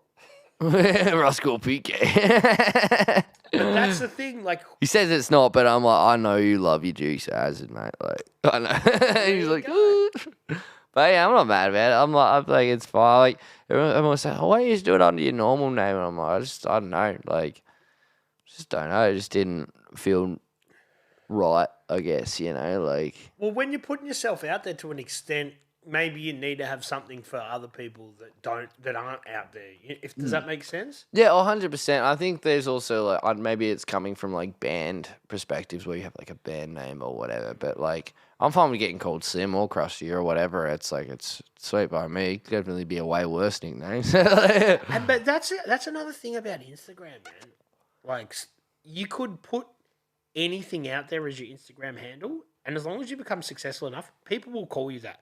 Yeah. Call yourself fucking the man on the moon or anything. It doesn't matter. Yeah, fully. People will, if you become successful, people will just say that's your name. That's who. Yeah, the internet's a fucking wild thing. Like people want to also like right off be like, you know, like how I guess the record industry is and shit like that. And it's just like you got to work with like we're not in that stage anymore. We're not. And so you got to work with the tools that you have. It's that like died people 25 years ago. It fucking did, and it's like yeah, they could have jumped on how streaming works now. Like you know, like Metallica suing Napster and all that stuff. It's like yeah, they could have jumped on it and actually like taken a bit of the reins of it and made it work. But now it's everyone's getting fucked over again. But it's like you got to work with the tools that you have. If it becomes your sole thing of like you're an Instagram band or your TikTok band, it's like it's different. But if you use those tools for a fucking like a better word to like help it, it's like I don't need a publicist now. Dude, there's no point in getting a publicist. I'm like fuck it, just do whatever I want. It's chill, you know. without the internet, I wouldn't get a chance to sit down and talk to people that I find interesting for 2 Yeah, hours. that's it. And even just meeting people is the best bit, man. It's like even going over these like new Everyone's places, everything like approachable. that. Everyone's one DM away. Yeah, exactly, man. And it's like I think it's like it can go two ways. Like the internet can make you feel real alone, or it can bring a lot of things in closer than you thought. And I've been on both sides of that. You know what I mean? Like, and it's like now, like I think I said, you know how it was like, you know, you start with this, I guess, a small sort of following, whatever, and then it can just sort of blow up. It's like being able to, because it sort of blew up so quickly, you can add that separation in a little bit. I'm like, oh, okay, well, this isn't a personal account anymore like that. It's like it's not what it was in that regard. And it's like, but now it is necessarily without shitting on it. I guess it's a tool. Like, you know, I can say I have a show and it's like, that's enough promotion in itself. You don't need to go to like publicists and do all this other shit and just like. It puts the power back in the individual's hands. Exactly. And if people want to kick up a stink about all this other shit, it's like, well, yeah, don't fuck over people. You know, like that's it. Like, you know, like, I know we've talked about like doing a thing with like booking and stuff of like, okay, we all have these contacts and stuff. Like, let's just fucking help each other out. It's like, oh yeah, well, it can take like, you know, bookers and all this other stuff out of the picture. And I'm like, yeah, well, how about you give fucking cunts that deserve it a shot? Not saying myself, like there's like some of my favorite artists in Australia. I'm like, they are just, like, I'm very lucky with what I guess has been given like social media wise towards me and stuff like that. But there is a lot of people like Kyle Brew, AC Saunders, like who you met before, man, like Grace, man, like you got to hear her sing. Like it's fucked up. Like, and I like, cause I know her personally quite well. I know what her songs are about and all this other stuff. And I'm like, there's so much shit that's overlooked because it's like people are so worried about pull and stuff like that. But it's like if you put a good bill on it, people that are really fucking good, people are gonna get behind it. And like I remember like, so Kyle, he's like Michael Bublé of folk, man. Like he's just insane, like in DIY fucking king. And like, I remember like he'd never played interstate, and I was like, oh man, like because like the tour I was doing, I was like, I'm just playing with locals, but I was like, my mate's up in Queensland, are gonna love ya. So he was the only person that came interstate. open up. People have definitely heard him by all means, but like when he went up there because he was opening, it's like you could see because it was like I guess maybe a bit more of my crowd or whatever. You watch people like kind of talk and then just silence and just like I watch people just melt watching this dude. Like it's like, and it's like that's a good fucking show.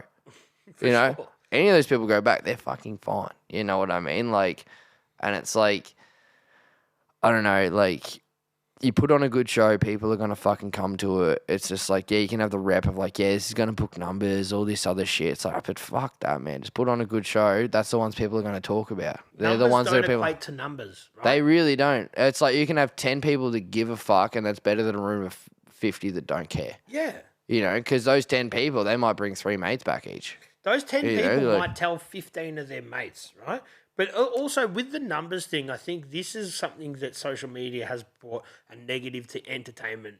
When I say entertainment, you know, like music and fucking shit, right? Is promoters will look at how many followers this person has. That doesn't mean shit, right? There could be some young guy that's got 100,000 followers. How many of those people are actually going to turn up to a gig? Oh, exactly, man. And that's the thing. It's like you can have all these numbers, but I'm like, are they going to rock up? Exactly. And it's like even people that pay for fucking followers and all that. I'm like, yeah, now your shit's just not hitting the people that actually give a fuck. I remember, do you know Dillinger Escape Plan? Mm-hmm. I remember I went to one of Ben, the guitarist, talking. He manages like Kimber and that. And Dillinger are one of the most hectic live bands fucking ever. And he had a thing where it was just like, there's a couple of points he made was like, okay, if you have 10,000 people, right, which, you know, can seem like a lot, but if you have 10,000 people that spend $100, like give a fuck about you and spend $100 on merch or tickets, like that's $1 million. Mm-hmm. But you could have 1 million fans that don't spend nothing on you every year. Yeah. You know, they don't even spend $1 on you. But it's like having that small group of people that actually fucking care. The core.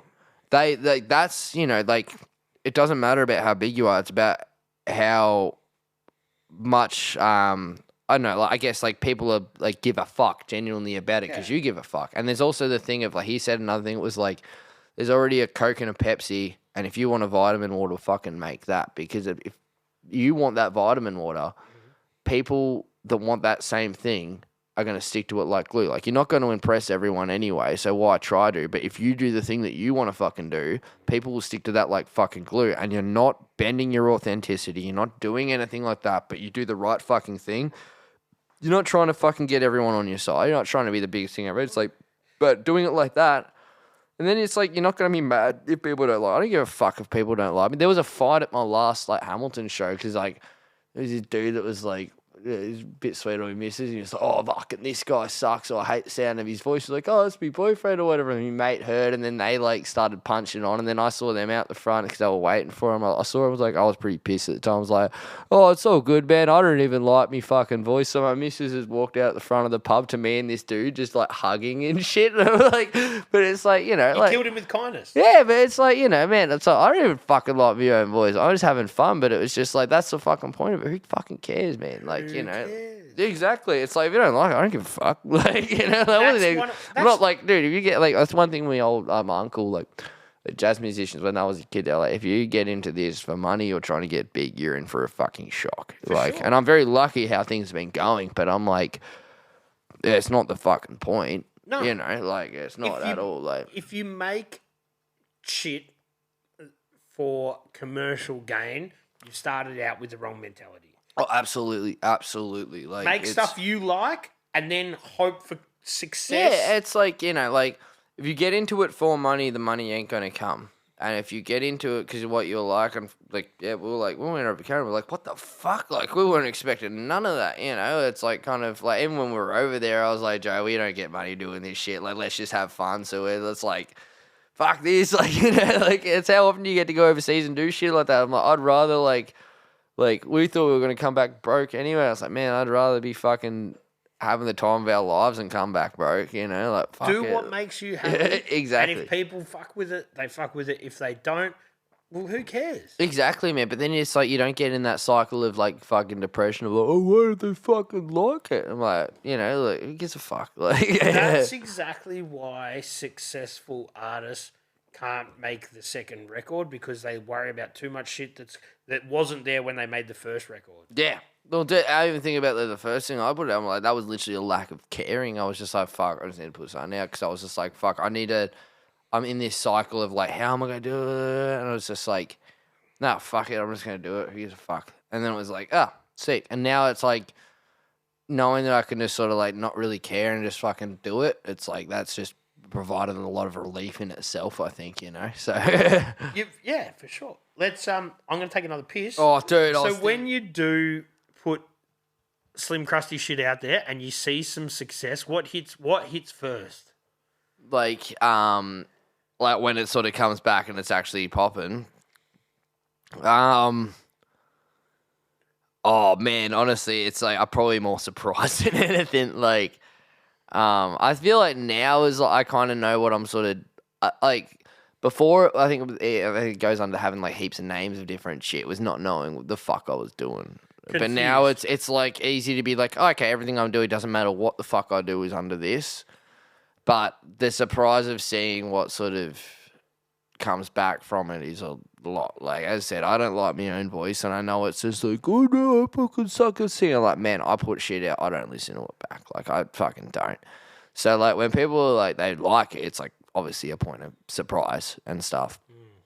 But authenticity shines through though, man, right? When yeah, well, you that's sit it, there man. with a guitar solo and just sing a fucking song, right? Yeah. People see that and they You got to have it warts and all a little bit. Like, it's like, what do you fucking expect? It's like, even like playing live, man, it's like, I fuck up so much. But like, that's the one thing that I can be like, yeah, I'm fucking good at, is I'm pretty good at fucking up. Like, if I fuck up a song, I can work that out, Like, the show doesn't stop, but it's like, a lot of people don't know how to bomb. They have to have everything fucking perfect. They have to have their backing tracks and that. It's like, that's the human element, Like, even if, like, with the new stuff I'm going to put out and say it does have maybe some other instruments in there, I'm still going to play it by myself. Like, what kind of instruments? Give us an insight. What kind of so for the next release, there's like a slight bit of bass, and I do percussion live with me feet, like just a kick drum and stuff. So I've started adding that stuff in, but even just adding bass and stuff is definitely like a whole nother thing compared to the last and that. But I'm happy with how it's recorded. So if people like it, they like it. But I'm like, I have fun recording it and I enjoy it. And it's like, if I was to do it live, it's not like it's going to be any fucking different from how I fucking play it in terms of, it's like unplugged sets live, But Amigo the Devil was a real big influence on a lot of it. So, do you know Converge? Mm-mm. Oh man, Converge are like, they're like kind of that like heavy, I don't want to say mathcore, but like definitely like that sort of like chaos heavy sort of shit live. And their guitarist is like this producer whiz, all right. But he produces Amigo the Devil, and Amigo the Devil is like murder folk, so it's like him singing like folk songs about serial killers and shit. And then murder folk is not something I've ever heard before. Oh, I'm learning this shit. Yeah, so it's like it's him singing like songs about serial killers, and not all of them. Like he's kind of like, I guess, changed over the years and stuff, but like he'll have like, even on the new stuff, like full like Russian orchestra sort of shit, like big trombones, all that shit. Then he'll play it live and it's him with a banjo. But it makes something different about the live show to go to, and like sometimes there might be a band, sometimes there might not be, and that's the sort of thing I want to do, is where it's like, all right, I'm around a bunch of musicians that are like fucking sick. It's not like it's hard to play, but like you have it, so it's like it makes the show something different to go to. So it's like the next time you go there, you're not just going to see the same fucking recycled shit, Like even in Canada, it was like there were songs that I'd never played live ever. But like, oh well, everyone's kind of being pretty nice. Let's just see how this goes. If I fuck it up, like it's like, what do you expect? But that's where I generally work out if a song works live or not. Is it's like I'll just throw myself in the deep end a bit. But you're lucky because your personality and the persona of Slim lends itself to, well, it's not polished. Oh, it's not, dude. Yeah, like it's not, and it's like, like half the time when I do those songs, they're going to be different to how I record them, because I'm like, I've like some songs. Some songs there'll be like 5 pages of lyrics. You know what I mean? And it's like condensing it. Like I wrote this one about my partner, and I used to like, but I'm better. Like she's like works in like bookshop and stuff, and I was like, yeah, I read books. And I was like, I don't read books,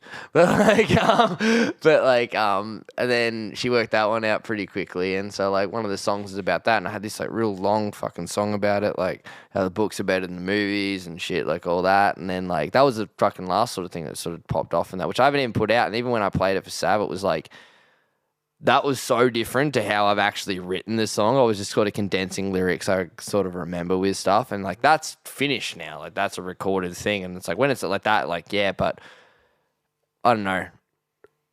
I think, and not to get sidetracked with it, like, even if you're a rapper, right, you shouldn't write off other genres. Same if you're in a metal, and I think metal is real bad for this, where they get real, like, you need to, it's heavy or that's it. You know what I mean? It's hyper-focused. Yeah, so I don't rap. Like, I don't know what people think I can rap from, but I don't fucking rap. But I'll put, like, instrumental beats on in the car, and I'll do shit to myself. I won't ever see the light of day, but it's like, what I'll do when I'm writing is I'll have, like, the meaning of what I want the bar to mean, but now I can say it in 10 different ways because I know how lyric structure is formed. And say if you don't like country, it can be like cadence to certain things, or it can be like song structure. And it's like, so I think that a good comparison is like drill music and heavy beatdown, because so they seem like very opposite sort of things. But if you listen to like the pulses in drill music, because it's always that like sub bass that hits kind of before, that's the same as beatdown. That's why it pulses really hard and it just makes you want to punch shit. Same thing with drill. And it's like those sort of trap beats. They're not that fucking different. Even though they're obviously a very different genre,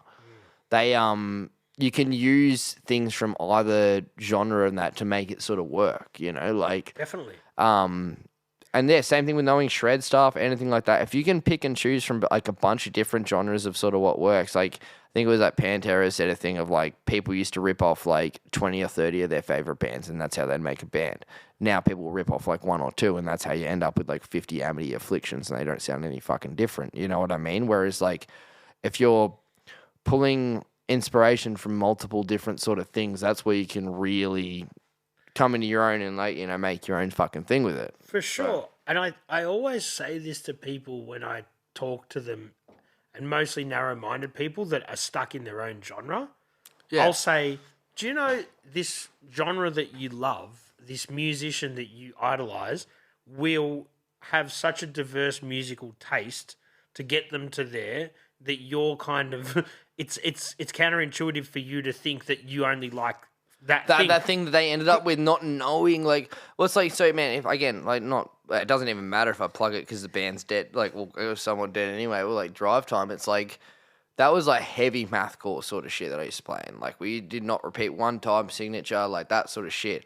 It was influenced off Queens of the Stone Age, which is very straight rock riffs, but they're catchy sort of riffs, but then we'd fuck with them and make them real hard and all the rest. And it's like, but that's derived from something as, I guess, simple in that sort of thing, but it's song structure. And then you can have something on the technical end, which is what sort of, I guess, like, to be fair, I can't even take credit for that because I was screaming in the band. I had the easiest job. The other guys... Do you see music as mathematical? Yeah, like, so you know how, like, a 4/4 time signature works? Yeah, like 1, 2, 3, 4. Like, these guys, like, the way they would write, it would be like, it wouldn't repeat a time signature. So it might be like 1, 2, 3, 1, 2, 1, 2, 3, 4, 5, 6, 7, 1, 2, 3, 4, 1, 2. Like shit like that. You've got to be on the spectrum to even understand. Yeah, and then like with the live shows, it was so chaotic, man. Like I fucked myself up. And the best thing I ever did for my health was play an acoustic guitar. Like, because after that, like, fucking hell, man, like the amount of blood and fucking everything that sort of happened from that. But my head used to be just smashed in. I remember I took my microphone on the tour from that old band, and like when I, like, it was an SM58, like the sort of round ones and shit, and mine is the like classic mic. Mine is like, it looks like a fucking Salvador Dali painting. Like, it's flattened and over the thing, just with covered in blood and shit. And they're like, that doesn't work. And I'm like, industry standard, baby, she works. Like XLR in the bottom. Yeah, it fucking works. Like, but like, just the thing with that though, like doing that sort of genre is the adrenaline. That's the addictive thing with it. It's like, you don't plan shit. You don't know how shit's gonna fall out at the end of a show, whatever the fuck. And obviously it's technical, but it just gets like loose as fuck. And it's like that adrenaline of like not knowing what's gonna happen if you jump off this fucking thing, or you smash your head in with this, or you fucking slice yourself open with, like, you don't know what's gonna happen. It's not planned. That sort of mentality has been even taken over with like the doing acoustic shit now, where I don't write a set list, just see what happens, play off the crowd. I'm like, oh, you know, I want to fucking whatever, you know, like if someone just goes, oi, fucking mystery bag, you just go, all right, maybe it's time for that. Yeah, if it's the right time, yeah, that's it. And or it's if like, it's not, fucking every time I've written a set list, I fuck it up. I'm like, oh, I don't want to do that one yet, you know, or I'll forget it. They're gonna have to come back to it. I don't write notes for I've done 130 episodes of this podcast. I don't write notes because when I do, I don't look at them because I just talk. Same deal, right? It's Dude, the same I'm as a set almost list. legally blind. I'm meant to wear glasses like all the time. Right. All the time. I was getting good at fucking shapes, I guess. But like, if I put a set list at my feet, I can't see the fucking thing. You know, I'm like, just wing it. Like, but half the time it ends up being better. Like, even if there's technical difficulties that happen in Wollongong, like leads weren't working, all this other shit, and it's just like, fuck it. I guess I'm just singing Rebecca Back Friday with a bass drum and just like winging it out. You know, like that's part of the show. Who gives a fuck? Like, you know, and when shit doesn't go right, I always like. Even when the Wollongong one had the technical issues and it was on a sort of bigger thing, and I'm like, look, like, so I was on the tour that I did. Got back for like 2 days after that, like, so I was driving up the East Coast and all that. Got back 2 days, and I was like, had to drive like 17 hours by myself, no sleep, straight back up, do 3 shows. And then on the way back down, I booked another Wollongong just to kind of make up for the technical issues of it and shit.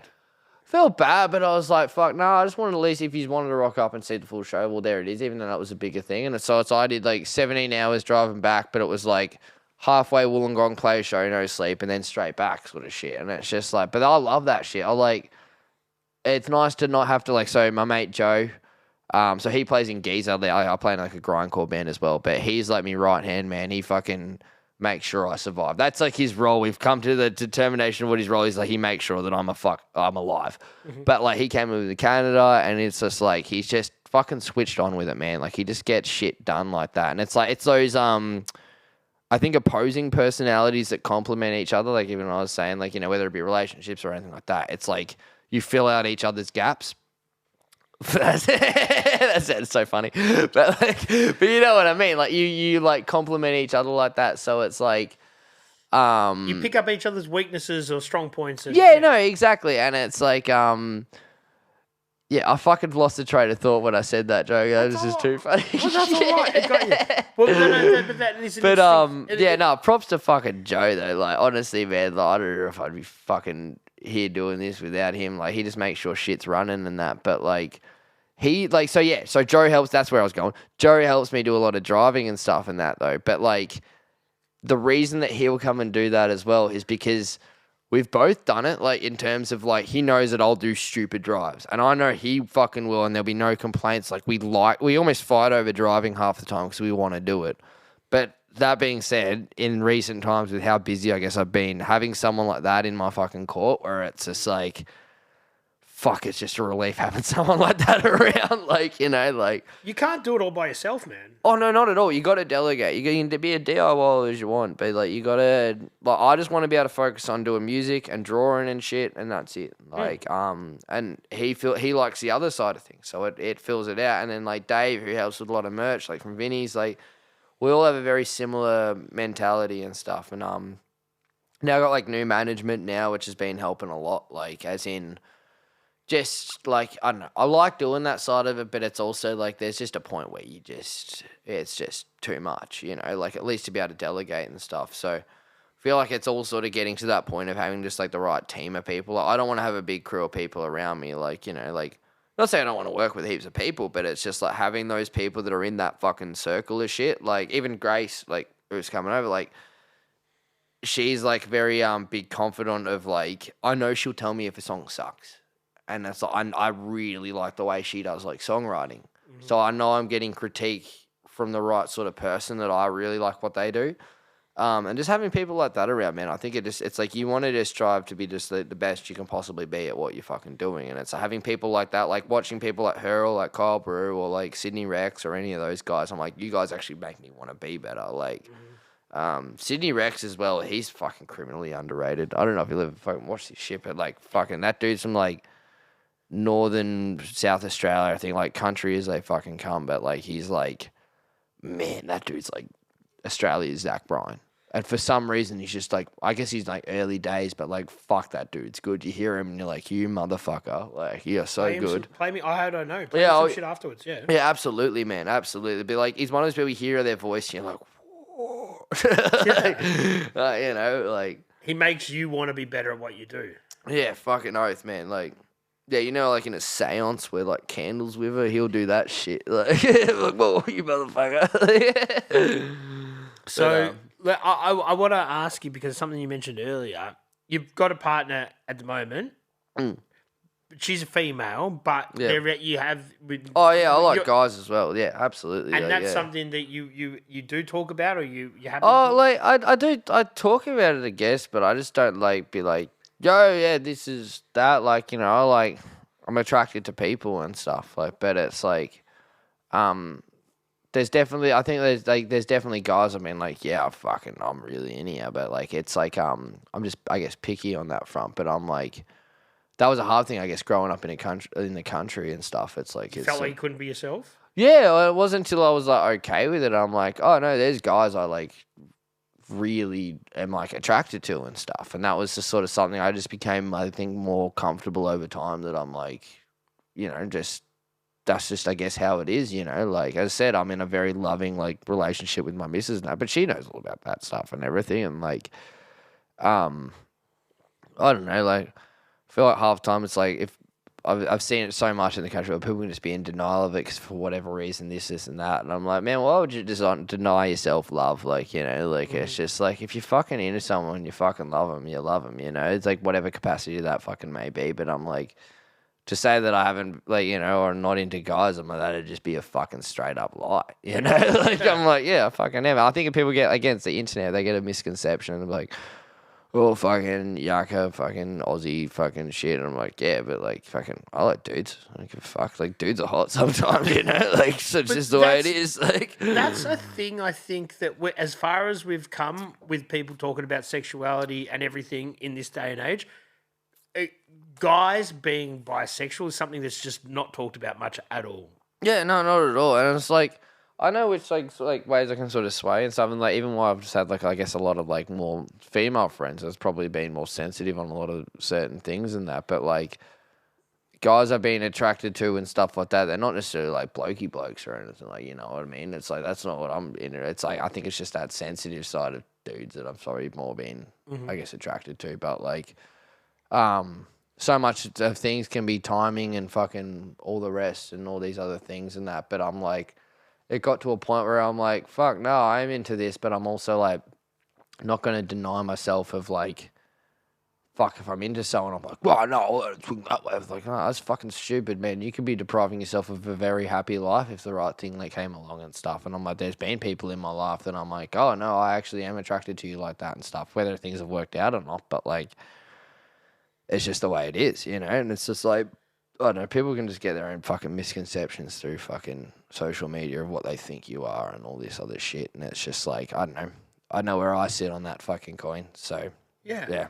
And I think definitely that would contribute to some people's struggles with mental health because they can't be who I've they seen are. it. I've fucking seen it. I have fucking seen it so many times. Like, and I don't want to be like, oh, no, maybe you do. It doesn't fucking matter if you do or not. But like, denial can be one of the most fucking vicious fucking things on yourself, you know? It's like that's where you can just have your own self-hatred for things, or you can push that fucking hate onto other people and that, rather than just like willing to accept that maybe you just are into something like that. And it's just like, you know, like, at the end of the day, man, if people want to fucking judge it for you for whatever the fucking thing, I'm like, yeah, probably not someone I would want to hang around with anyway. You know, like, it's like, doesn't matter what you're fucking into. It's like, if people want to write me over that, I'm like, yeah, we probably wouldn't get along anyway. Because it's like, if you didn't say it about me and if you said it about someone in front of me, I'm like, you wouldn't get along. Same with getting hired with like face tats and all the rest. I'm like, if they wouldn't hire me based on how I look, or if for whatever reason I got over the line of getting hired, what's to say someone else doesn't come in or it's like that, or they look rough or whatever, and you're not going to judge them? I'm like, I'm not going to sit by that. Like, you know, like, so... There's different levels of discrimination now, like with people, what people choose to be tattooed or portray themselves. What used to be racial or whatever now is like people are getting judged in all sorts of different ways. Oh, and it's discrimination. Oh, no, fully, absolutely, man. It's just like, I don't know, you just never know where someone's fucking come from and fucking all the rest. And it's just like, man, that was actually a big shock when we went to Canada. It was because it's like, obviously, you know, everyone has their drug problems and that, and we've also got a lot of meth and stuff over here. But going over there, where it was like, first night we stayed in Canada was Hastings Street, downtown in Vancouver, right. and that's like Skid Row. Like you're walking like 20 minutes through tent city, like 20 minutes through tent city. It's if you're not, because it's like decriminalize drugs. Like, you can have like 2 bags of rack, whatever the fuck you want on you. But it's like, it is like a shock, and it's a lot more fucking opiates and stuff. But the thing that was like an eye opener was it wasn't like everyone's come from their own sort of places and like, the reasons they might get into it. But this was like, if you walked into a mall, right, and then you saw like, you took like 150 people out of that mall, right, or whatever, but like not picking and choosing. I mean, fucking everyone. You're picking 150 people out of the mall and put them all on drugs. That is what it is. It is like such an array of people that would have never have touched drugs. They might have gone in for a fucking back problem and now they're on opiates. There's like, and because it's like so opiate based, it's like, and fentanyl and all that sort of stuff. It's like, there's people with like sepsis in their fucking legs falling off. There's like people walking at right angles. And it's so sad to see, man, because it's not necessarily their fault. Everyone wants to say with people that are drugs, like, oh, it's their fault for doing that. It's like, it goes into that whole precursor of like someone trying to fill in a hole that they fucking, from trauma or whatever the fuck. But like, trauma doesn't discriminate. It doesn't. But like, the thing is with this, it's just like, there's people that were like, they literally had a work injury and now they're there. Like, and it's like Big Pharma's not helping them. They're trying to make a buck off them. And then you look at so Canada's system's as fucked up as the US, you reckon? Oh, where we went in Vancouver, I'm like, fuck, I'd be like, if the US Skid Row's worse than that, I'd be fucking like, Jesus Christ, because it was bad. Right. But like, everywhere else beautiful, and there was obviously some rough parts, but I'm like, it was like, because they've got a decent health system, don't they, in Canada? Though? Yeah, but man, that's the thing, is when people are on that, it's like, it's even like a lot of like, so that even when we're talking to people over there and stuff like that, we're in those sort of situations. It's like, so they go to the shelters, right? Where do you think the drug dealers are? Yeah. They're at the fucking shelters. It's a hub for. So they don't go to the fucking. So they don't go to the fucking shelters. Yeah. And it's just like, no matter, even if you have the healthcare system, like those things are going to weasel their way in. And I was even watching a thing the other day, like with like halfway houses and stuff like that over in the US and stuff, and like. It was like, if someone relapses and they go back in, it actually ends up being more money for the person that has the thing. So they'd be waiting for people to relapse so they could get them back in because it's more money. And like so they become the drug dealers. Yeah, and then like the chances of rehab and all that sort of working it's like 1 in 10 or something like that. So it's like, for every 9 people out of that, they're probably going to make extra coin off. So if someone relapses, it becomes this whole fucking like. You're not trying to make people well. You're trying to fucking put them in the same cycle. You're not actually trying to help them and stuff. And it's like, those things, it's like, man, if anyone wants to write off people that are in those positions, it's like, you should just consider yourself so fucking lucky that it wasn't you, because it so could have easily been you, Like, for sure. Yeah, we're very lucky over here, I think, in that regard. Obviously, there's a lot of bullshit, but it's like, yeah, like, when you see that, it'd be like, fuck me. Like, it's, hard to watch. Like, yeah, I think it's hard for anybody to comprehend how deep an issue can be with drugs and substance abuse if you've got a family that you could eventually go back to. Yeah. You could go back to Hamilton. These people can have families, but then they're gone. That's the problem. They're gone now, though. That's the thing. It's like, there's only so much you can do. Like, as in what that sort of stuff does to your brain is like, there's only so much you can do. Do you feel... Sorry, I don't want to cut you off. You're right. With the way that you're with your music and the substance, the music substance, talking about substances, do you feel sometimes that people think, oh, this guy loves drugs because they don't read the deeper meaning into what the lyrics are about? Yeah. Oh, man, if you look at it, any of the fucking drug songs that I have, do I tell you to go get fucked up? No, I don't. I get why. Realize that that's the message. Yeah, man. If anything, with Mystery Bag, I'm not trying to like justify my own fucking shit with it, but I'm like, yeah, maybe fucking get some drug testing going. Like 100% spin even. It's like, yeah, I want my ciggies under that. It's like, okay, if you keep raising the price of ciggies, who do you think is going to spend fucking money on cigarettes before their own fucking kid? Rich kids aren't going to get. The rich people aren't going to get fucked over by that. They're just going to keep buying darts. Yeah. Thank fuck for the black market for it now. But it's like, no. It's affecting people that can't afford it, that will actually weigh up because they have addictive tendencies and not spend it in the right ways. It's not helping anyone. People are going. It's like the fucking alcohol prohibition. It's like it didn't help anyone. It didn't fucking help anyone. It helped people get rich and it helped fuck over the lower class. That was it. Prohibition, you know what it did? It made people go, or not. Prohibition made people bootleg booze, but the 6 o'clock swill, which is something that happened years before our time, it made people go because they cut the pubs off at 6. They would go there, line up all their beers, drink all the booze that they could, go home, and then be fucking violent. Yeah, it was bad. Cutting shit off is not the way. It doesn't work, man. Well, it's like even like okay, so I can say that like yeah, thank fuck for the black market for ciggies now. It's like yeah, I can go get some Manchesters for fucking cheap now. Do you know how many fucking smoke shops have been firebombed now? It's like why can't it's like it's out fucked. of control. It's out of control. If you watch the news 1 week of this year and we're in the 52nd week or whatever, I'd say it'd be one a week just about on average. Oh, dude, absolutely. And I think it goes over in a lot of things. It's like, well, like Russia is like they have crocodile and stuff. Yeah, that's fucked. And it'll rot your skin, but it's like, it's because it's like, yeah, when you can't afford to get on heroin or anything like that, it's like, okay, now you're on that. And it's like, okay, now it's like same thing with fentanyl. It's same thing with like, well, now they have like Trank over there. And it's like people's limbs are falling off, you know? Like, but it's like all this shit comes down to people haven't figured out their issues. And with a lot of these people, their issues are... Unless big pharma's fucking them. Potentially. No, that's but the way that we fix these problems, not that there's an easy fix, is that we talk about why people are generationally doing these things. Things to themselves. Yeah, I remember, do you know Justin Towns Earl? No. So Steve Earl, like Copperhead Road? Yes. So definitely. his son, he has this song. I was showing this to Joe, but it was his son is a recording artist in his own yeah, right. he passed away though a few years ago. Okay. Yeah, insane artist. If anyone watching, fucking look up "Mama's Eyes" by Justin Townsend. But basically, the first 3 verses are like him realizing how like similar he is to his father, who had obviously a lot of addiction issues, and then the last verses he like has these traits of his mum that like makes him realize why it was so bad. But I remember like he was saying he did this song for Billie Holiday. Do you know Billie Holiday? Mm-hmm. So he like it ended up dying of like, you know, overdoses and all that sort of stuff. But like he was saying this speech and that, and it was just basically like everyone was like, you know, why are you doing this to yourself? Like, you know, fucking what makes you do it? Like rather than like they should have asked, like, why do you hurt so much that makes you feel like that you should do this? And what's the like, root of the problem? Yeah, exactly. And it's just like, cause anyone that I've met that is on that fucking, it's like they're not like they're not trying to fucking get partying or doing all that. Like they're trying to feel normal. Like, and I mean like proper addictions, like, you know, heroin and all the rest. Like they're not trying to feel fucked. They're trying to feel like they can cope.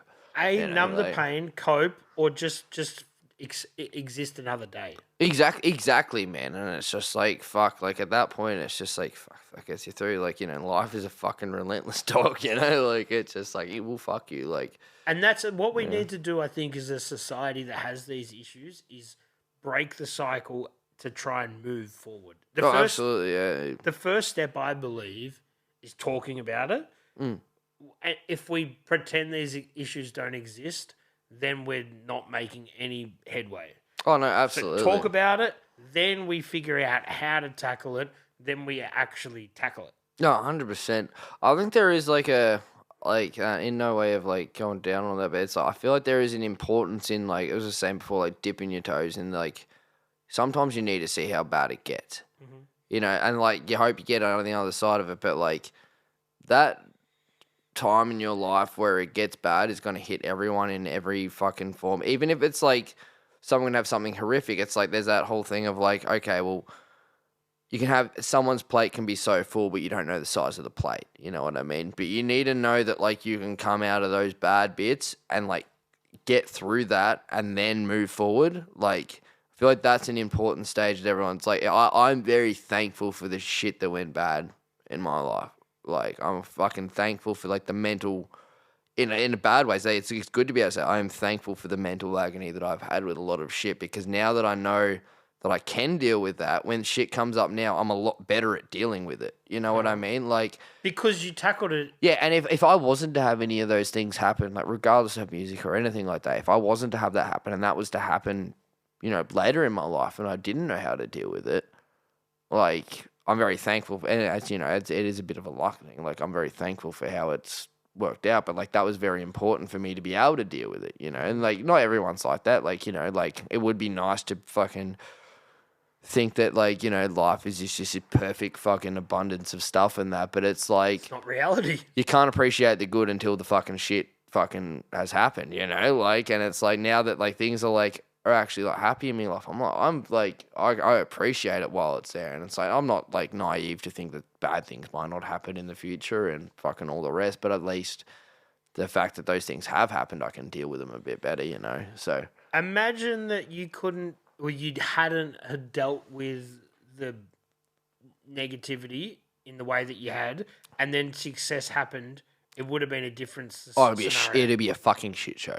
Yeah. Then you see it happen so many times with like guys that are young that blow up. I'm lucky it's probably happened a bit later with like this stuff that's sort of been going on, because it's like you look at so many guys it happens to, like just like bands and stuff that happens too young, and then it's just like they don't know how to deal with their feelings, and no one can prepare you for fame or anything like that by any means. But it's just like, okay, now you have to deal with all of those fucking demons and everything in the fucking limelight. Everyone's seeing everything you're fucking doing, and it's just like, yeah, it's a shit thing. Like, it's horrible, man. Yeah, man. Like, I don't know, and it's always selective. It's like, say someone might be going well, whatever the fuck, and it's just like, but at the end of the day, like, if you pictured you in their position, like, especially if it was on luck or something like that they're in that, it's like, okay, you're gonna have like. So I think Justin Bieber's a really good example of this, and it's like he's managed to weather it. I thought he was going to fall to pieces. It's like, he's like, he might have been done some dumb shit, whatever the fuck. I'm like, can you imagine? No, you fucking can't, because no one has ever been made a child fucking star, and then all the stuff that's coming. Michael Jackson. Yeah, Michael. Yeah, well, no, that's it. You know exactly. There's a lot of people in the industry by all means, but like for anyone, it's like, all right, all those times you were having a mentee B and all this other stuff. Okay. Now picture everyone in the world can see it. If you have a fucking cry in public, TMZ is there. All this other shit. Remember Britney Spears? When right? And everyone at the time was just like... She's lost it because she shaved her head. Yeah, and it's like... But now it's like after all that, everyone wants to be like so like, oh, man, it's like, yeah, but where were you then? You know, like, where the fuck were you then? Like, and now it's like you want to get all fucking high. Don't get me wrong. Everyone, like, you know, can be fucking guilty of it. It's like, but like... That can be anyone. Like, those people that you can be making fun of now, like, whether it be Justin Bieber, whoever the fuck, it's like, that could be someone, like, I think now, like, with that going on the Diddy shit, it's just like, oh, now people are sympathetic to his cause. I'm like, what, you didn't see that then? That he was, fucking got manipulated as a child to made famous and then had to go through all of those, like, growing years in the fucking limelight? It's just like, for fuck's sake, like... Not condoning any actions. Like, there's nasty people, and you can tell when someone's fucking nasty, but you can tell when someone is just like, I don't know, they're trying to just do with what they got. Like, you know, like. I think, man, I remember when Justin Bieber became popular, and I said to, you know, my girlfriend at the time, I'm like, this kid is going to come and crash and burn because he's not going to know how to deal with this. And to his credit, he hasn't. He's managed to be okay. Oh, he's done very well, but I thought he was gone for all money. I'm like, a kid can't sustain that. I think the thing that he did well is that he sustained for long enough for the point to people realize that, like, okay, he got the shit end of a deal with a lot of it.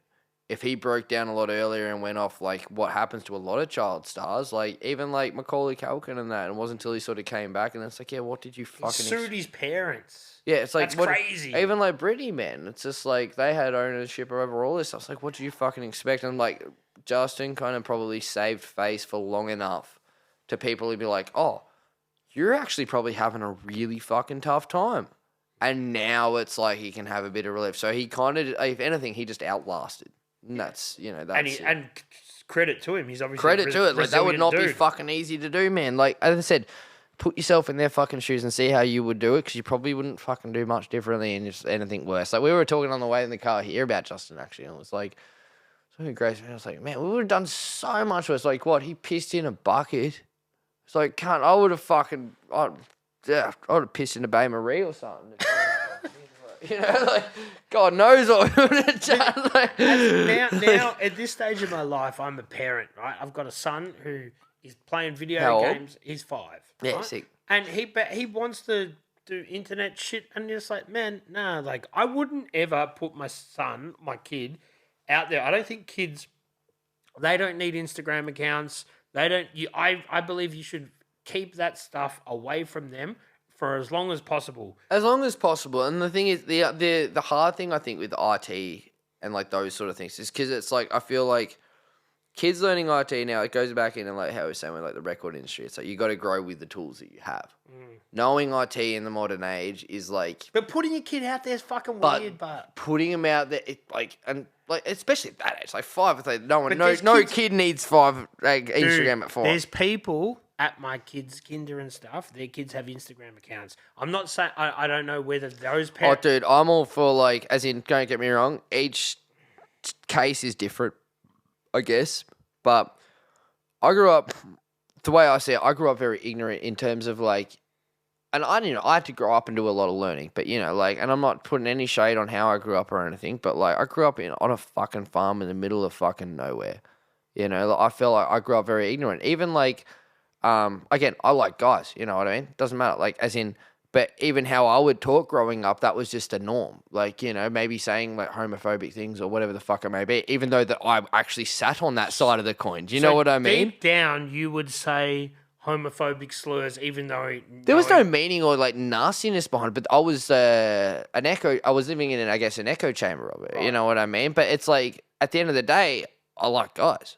You know what I mean? But it was on those impulses. Oh, not like in any way bad, but just in terms of just saying shit. And it's like, fuck having the internet back then when I was like a child and I didn't know, and I'm repeating like generational fucking shit where I'm like, it took me like, I hated myself growing up, man. Like, as in, like, after I got away from it, I was like, as soon as I was like, oh no, I don't want to think like that, and then all the rest, and I'm like, when people were like, oh no, I've never said this, and I'm like, mate, fucking don't bullshit. At least like come to terms with like maybe that like, you can fucking grow up and you're not exactly how you fucking thought you would be. Like, I don't know.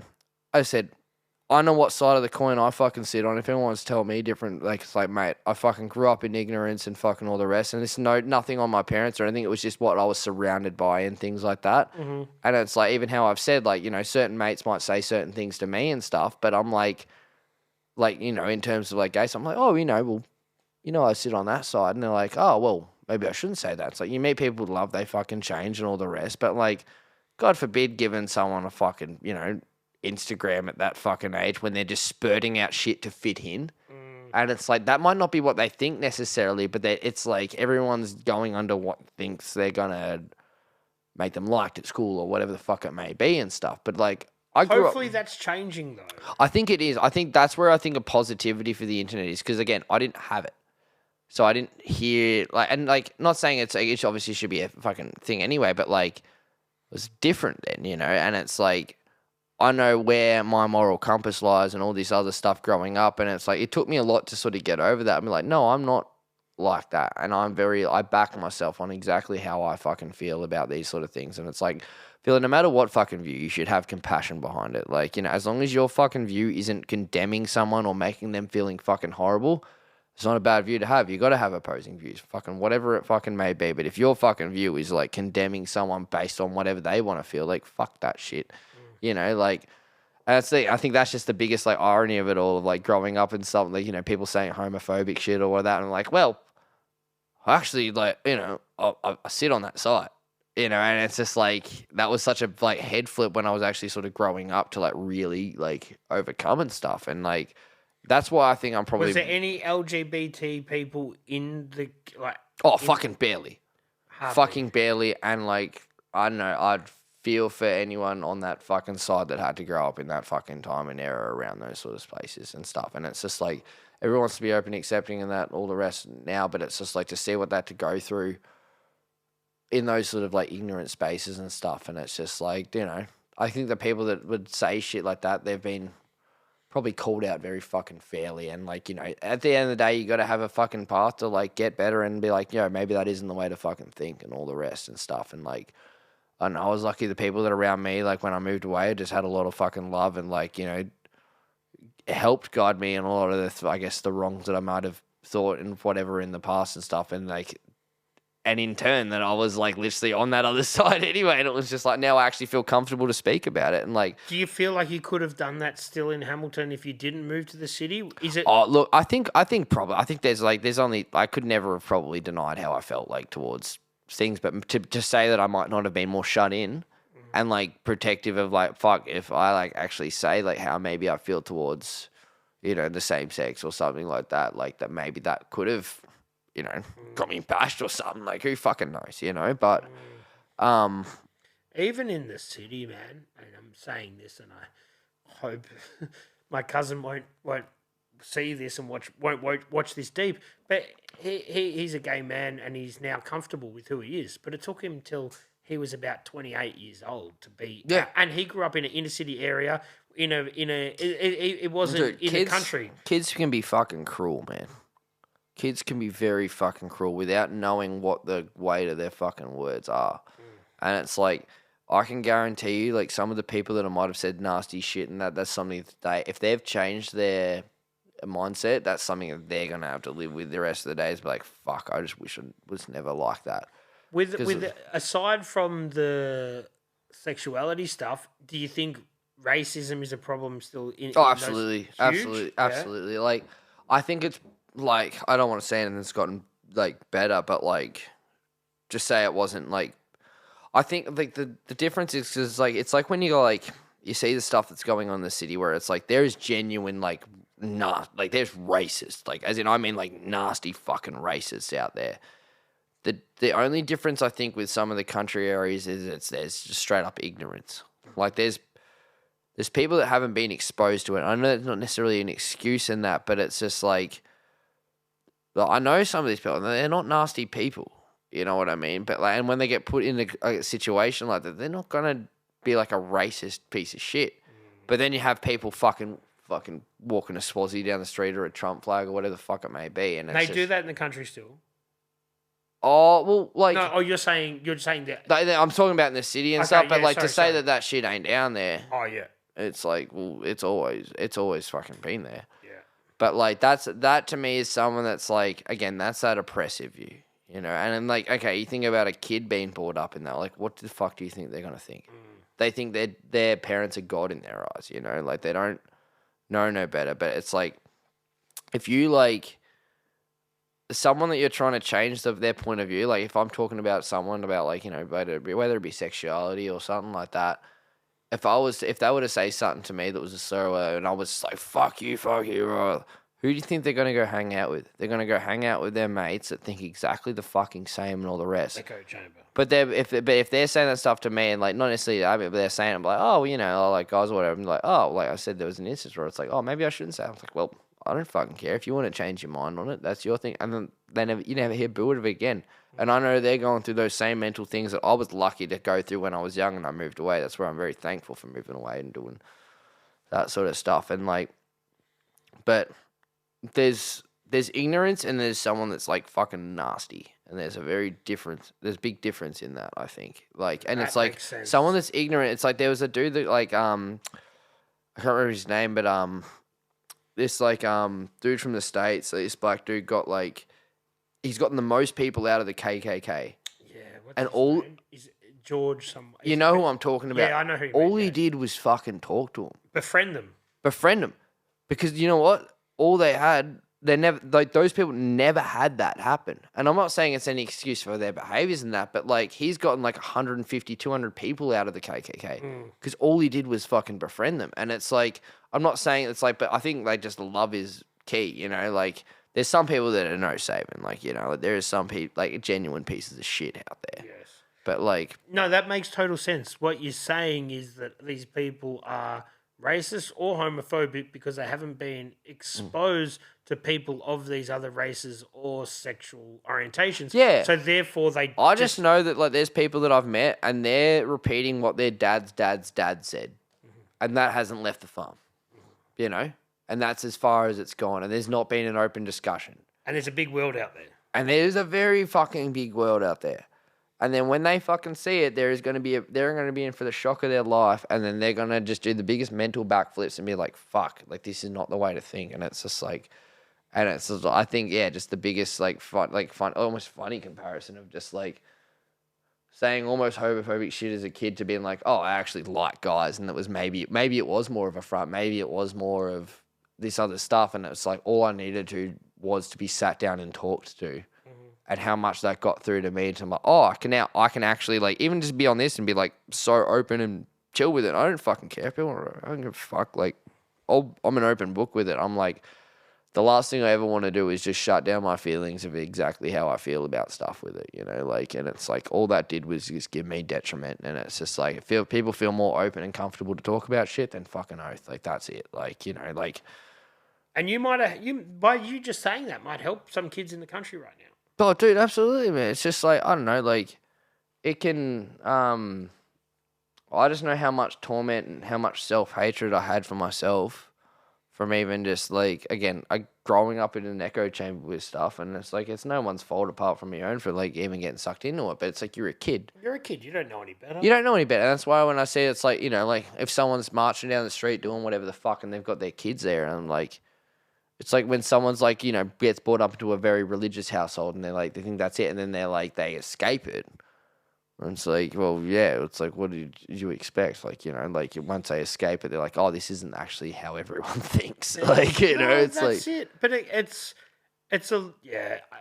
kids, we have a lot of responsibility to push kids in the right direction. And some kids are pushed in the wrong direction and they have to unlearn the negative shit that they've been brought up and taught. No, exactly. No, absolutely. Like, and it's like, that can be its own thing in itself, man. As I said, like, there was, like, years of just, like, mental, and, you know, maybe it was fucking deserved of just, like, you know, like, okay, yeah, well, you have put yourself in that, well, not say put yourself, because you obviously, you know, you come from fucking wherever you're at, but, like, to unlearn that stuff, it's like, sometimes it's got to be rough for you to really fucking learn it, you know? Like, sometimes it's got to suck and be like, yo, I actually have to hate how I was to not fucking be like that. And I think half the time it's like people think they've come from like some like goody fucking two-shoe shit where they're like, no, I've never said nothing like that. It's like, shut the fuck up.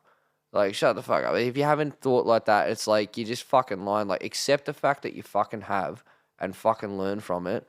And it's just like everyone's just trying to do the best they can. Yeah, and just fucking like treat and people. Grow from it. And yeah, and fucking just like, you know, if you wouldn't want to be treated like that, don't fucking treat no one else like that. Like, just be fucking good, cunt. Like, that's it. Like, you know, like, it goes a long fucking way, you know, like, and it's like, I don't know, I know the fucking mental backflips and all the other shit that I fucking had to go through. It's like, you know, I feel like very happy with where I'm at in life because I'm like, no matter what, if anything said fucking how I was when I was a kid or whatever, I'm like, I know I ain't that person now. Like, no matter what, I'm like, fucking fuck off. Like, you know, like. That's the thing, man. At the end of the day, you've got to live with who you are. You're happy with who you are. You don't have to fucking say anything to anyone. Yeah, exactly, man. And it's like, you know, if your opinion or like anything like that condemns another person for whatever fucking reason, that's a shit opinion. Mm. If your opinion is like, there needs to be clashing opinions for everyone to have a debate and fucking move forward, by all means. That's just fucking, that's how you question shit and make sure shit goes forward. You need to have two opposing sides. But if your opposing side is just condemning someone, like, that's not fucking cool. Negativity breeds negativity. Exactly, man. And it's like, you know, if you're talking to someone trying to change their mind out of fucking love, like, that's where you're fucking going to get through to someone, you know? Love is fucking key. Compassion is fucking key. If you're trying to change someone's mind out of, like, if I berate this person hard enough, they're going to change it. No, fucking not. Who do you think they're going to go? They're going to go back to their mates that fucking listen to them, and then they're just in that same echo chamber. Like, and nothing will fucking change. And nothing changes. Fucking time and time again, that fucking happens, you know? So. What about, we have one last piss break. Oh, fuck, another piss break. And then, Ben, do you want to play a song and then maybe we'll wrap it up? Yeah, I'll play a song. Fuck yeah. Sorry to get deep. No, that's what it's all about. People want No, it feels good. No, I think it's like, I think honestly, just given the last, however many minutes of like talking what we're talking about, like, I feel really good to be like, happy to be able to be an open book about this. Because I'm like, because I'm not going to say I've never been in that way, you know, like, I'm like, I know exactly, I know the fucking ins, I know how I've came out of it, and I feel way better being out of it and changing my fucking mind on a lot of shit, so, like. And you're a better person for it. Dude, I'm happy for once in my life, you know, and that's, you know, I wish that on everyone, you know, amazing. So. Let's just wrap it up. Roscoe, Slim. Oh, thanks so much for having me, man, honestly, like. This is the deepest fucking, like, I hope it's not being too deep in that, but like, I really appreciate you having me on. I'm happy I got to finally fucking work out the timing of it coming on, so. But dude, this isn't, I feel like we haven't really done it all yet, right? Oh yeah, I'll come back absolutely. We're Anytime coming you want. back. We're putting Grace on the spot. She's going to drive you back here because she lives in Richmond and she's familiar with the peninsula. So she's going to drive you back because there's more shit that we could talk about. We've only scratched the surface, but I appreciate you coming in, man. Yeah, I'll come back anytime. As I said, like Grace drove me down because I was like, "There's no way I'm not going to be able to like drive back." I would have slept in the back of my Hilux if I fucking like came down by myself. I'm like, "There's no way I can drive back." So, no way. Let's do it again soon, man. Because I Absolutely. feel like we haven't quite finished the chat. No, absolutely. There's a lot more to talk about. So, like, yeah, absolutely. Thank you so much again, though, for having me, man. Like, this is a very new fucking thing for me to be doing this. So, like, I really appreciate, everything you're doing, having me fucking on, man. Like, it's, yeah. And even just, like, Leo and Grace now, this is someone I fucking looked up. This is my confidant with fucking music shit. Like, and I'll fucking, preach it to the day I fucking die. So, like, you got to smell the big jar of buds, too, Grace. Off its fucking head. All right, man. Slim Krusty, Roscoe, thanks, man. Appreciate it. Thank you. Cheers. Cheers, cunts. Woo.